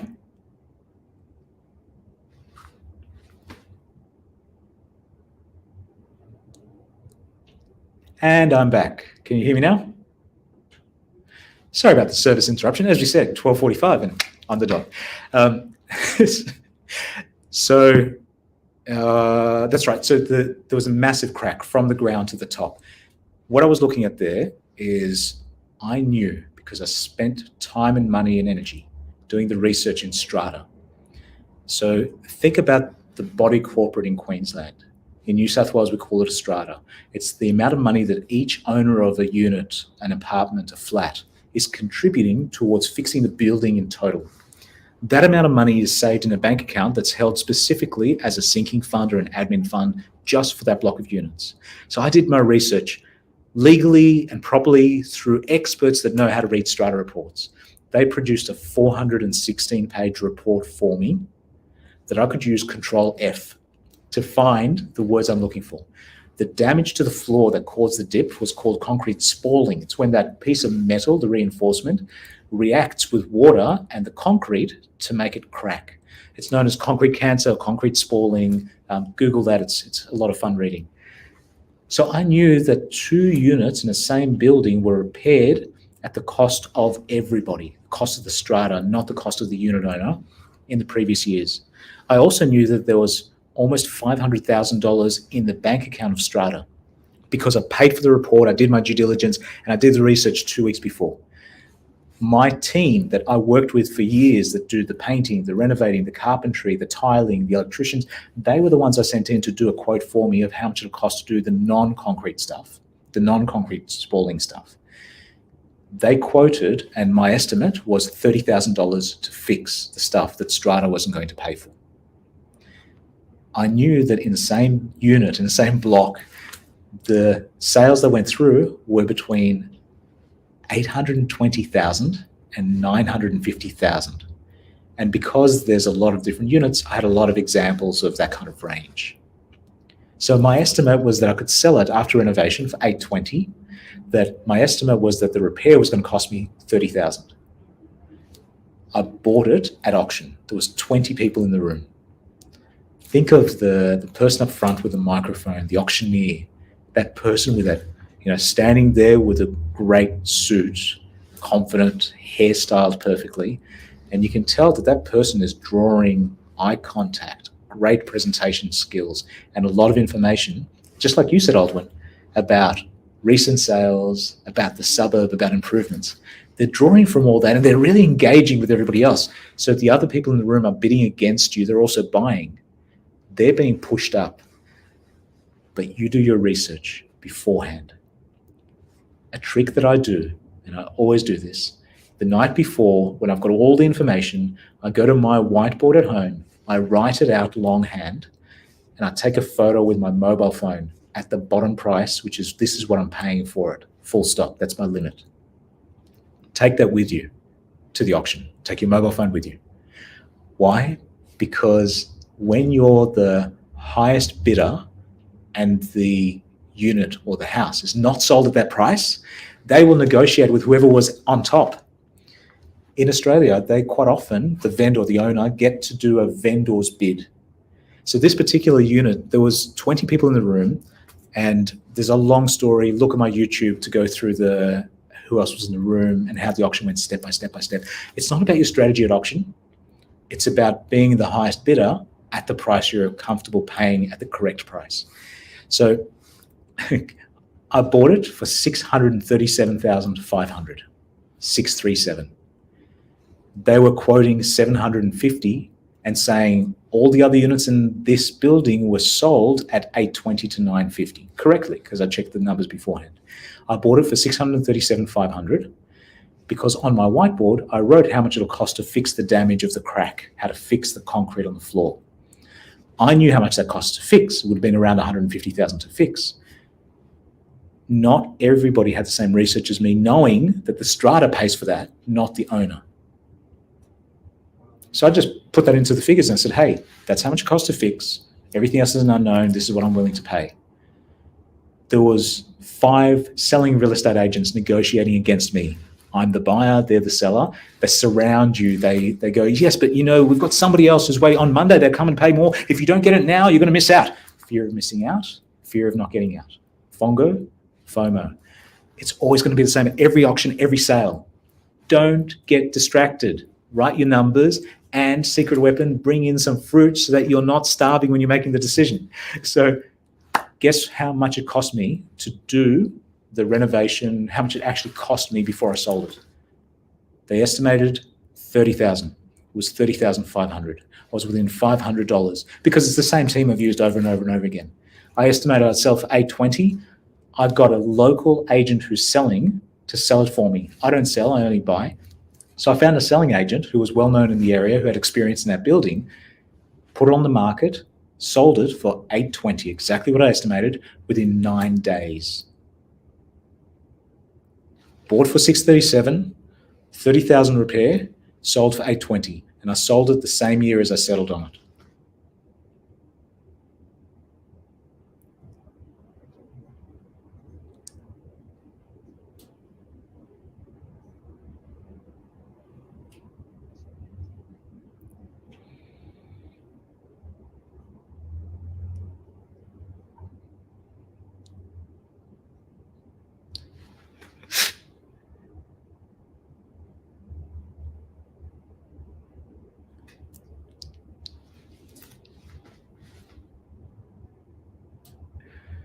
It's all about the research.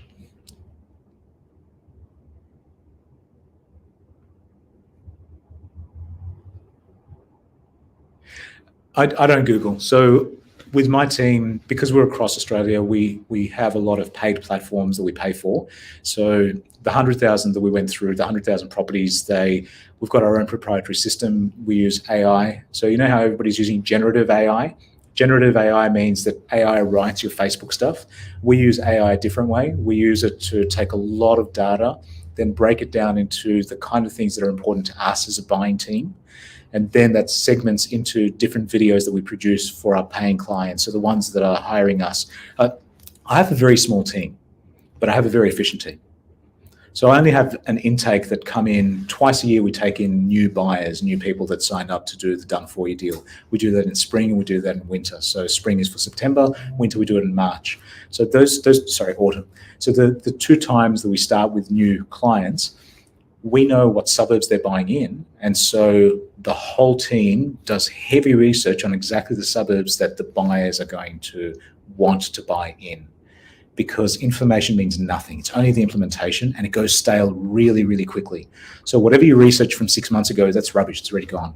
You need to research very, very heavily in a short period of time so that when you're negotiating an auction, you say, yes, but. They'll tell you that the most expensive one sold for 13 million. Yes, but on this street at that address, it sold for 750,000. What makes you think this house is worth the 13 million like this one and not the 750,000 like that one? You have to be real because those numbers are visible both to the selling agent and the buying agent. So do proper research. Even if you're doing it yourself, even if you're not using a professional team, do proper research and be able to quote the houses you're talking about and compare mandarins to mandarins.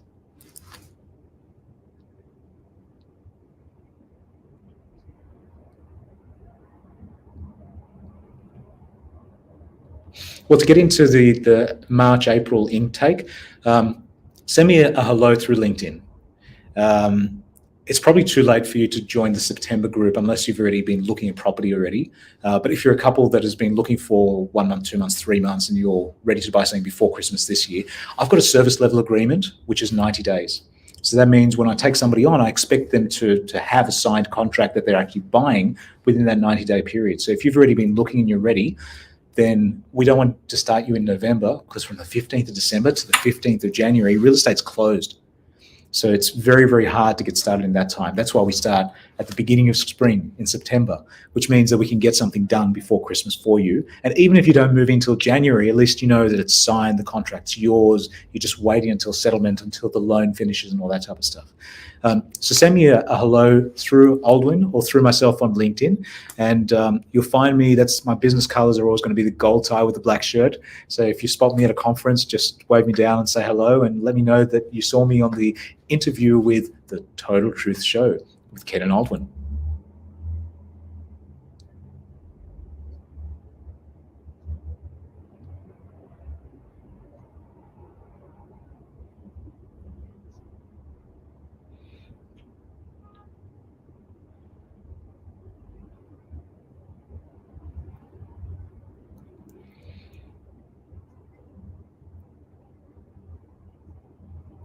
They're great questions. I love you asking me that just as I'm running out the door. I'll tell you what I did with my portfolio. I had a portfolio of over 10 properties in my name, my self-managed super fund, my company names. What I did 5 to 10 years ago is I converted all of them. I sold down all of the units. I bought exactly the same number of properties, but in houses. So I sold all the units, bought all the houses. I can't give you specific advice for you all situation. All I can give is general advice. And I can tell you what I did for my own portfolio, which is the land value was the thing that increased in value on my portfolio more than any house, because the house depreciates. When a house is 5 years old to 15 years old, it's already old. It's not really old, but it's used. So it's starting to lose its value because you'll need a new paint job, you'll need a new roof, you'll need new fencing, all that kind of stuff. The land, in my cases, again, if you choose well, you research areas that have the BEES. I won't cover that now because that's a whole long conversation. If you've chosen well and you've used a strategy, you've used the Where's the Bees blueprint, then the land component is going to be something that's in an area that you should be buying in if you're looking for long-term gains, if you're looking for capital gains, which means that I'm not talking vacant land, I'm talking land with a house on it. Why do I not buy vacant land except for $5,800 worth? Because your mortgage has to be paid by somebody. If you're sitting until the magic happens and the price goes up, you're losing money every year. If you have a house and it's a livable house, a roof, a shelter, remember we talked about Abraham Maslow's hierarchy of needs? If you're providing shelter, even if you're renting it out below the average market price, you're still earning something to pay the mortgage every day, every month, every year. What that means is there's no pressure for you, no FONGO. If you don't have the FONGO on you, if you don't have the fear of not getting out, in 1,000 years, your costs are still covered. We spoke about the council rates, the land tax, all that kind of stuff. That should be paid by your tenant, not by you. You should be accumulating money from the rental income, and that rental income should give you the holding cost so that you're not stressed. Because when you're not stressed, you're not making silly decisions, which means that if you buy well and you buy something with an existing house rather than vacant land, every month that goes by, you're in a positive further than you're in a negative. Less stress, less FONGO, better decisions.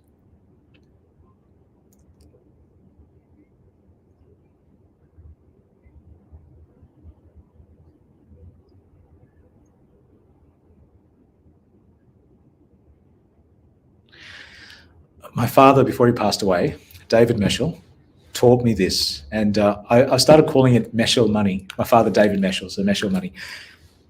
If you think about the rental cost and you multiply by 1,000, that's how much you should buy for.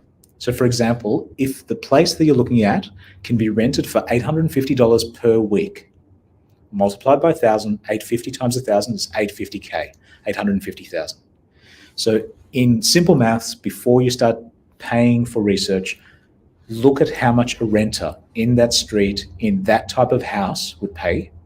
If they're paying $850 and you can buy it for $850,000, then you start your major research. So the biggest, easiest thing to do is run the Meschel money idea. Rent times 1,000. Very simple, but other than that, just don't, you're wasting a lot of time on the hypotheticals. If you can get that number right, then you start your real research, because then you know there's no FONGO. There's no fear of missing out. There's no fear of not getting out.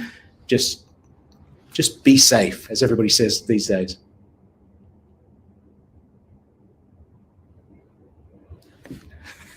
Fresh mandarins. That's it.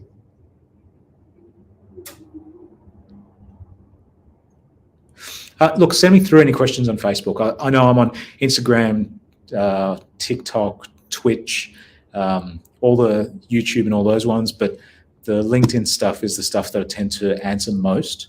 But I do have other staff members that if you send me a question and I don't answer straight away on Instagram, on TikTok, on Threads, on X, eventually we'll answer them, but LinkedIn gets answered in the same day. So that's probably the fastest way to reach out to me. I hope that helps. And I'm really excited about hearing the whole interview and what you guys talk about, especially with Ken's weight loss journey. I can't believe that you did such an amazing, sustainable result for such a long period of time and you've kept the weight off. Because health, you know how we spoke about the energy, the time, and the money? If you don't have the energy, then you're spending all your money to try to get your energy back. If you can work out a way where you're not just overweight, feeling the health pains, if so much of your energy is drained because you're just trying to get back your health, then that's a different problem on its own. So I'd love to hear how you lost the weight, how you did it sustainably, and how much mindset has had to do with that, because mindset is so important.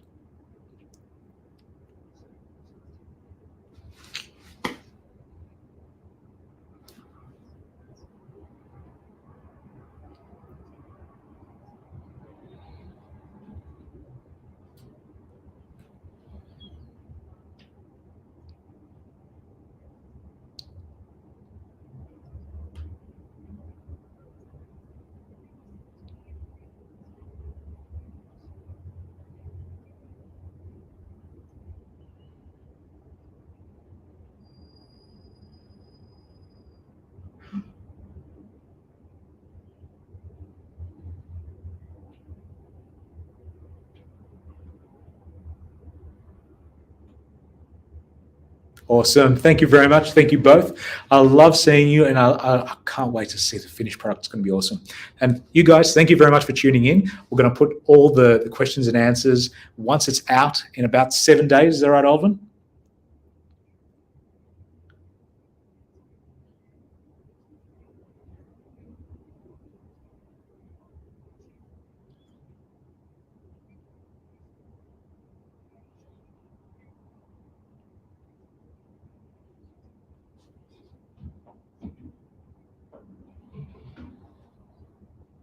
Awesome.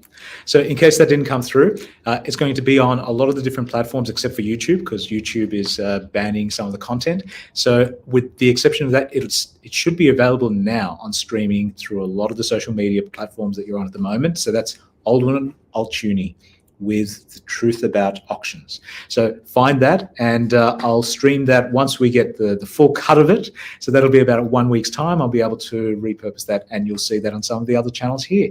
I hope you've loved this. I've really loved contributing, and in case you probably already realized, I'm a little bit passionate about property. So anytime you can get me talking about property, I'm there.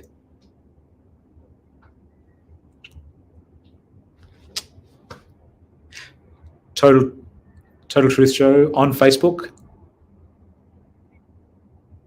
LinkedIn, our page, right? Total Truth Show page on Facebook and LinkedIn. Awesome. All right. Signing off now. Thank you so much for joining me. I really appreciate your comments, and I'm looking forward to seeing you guys live. See you soon.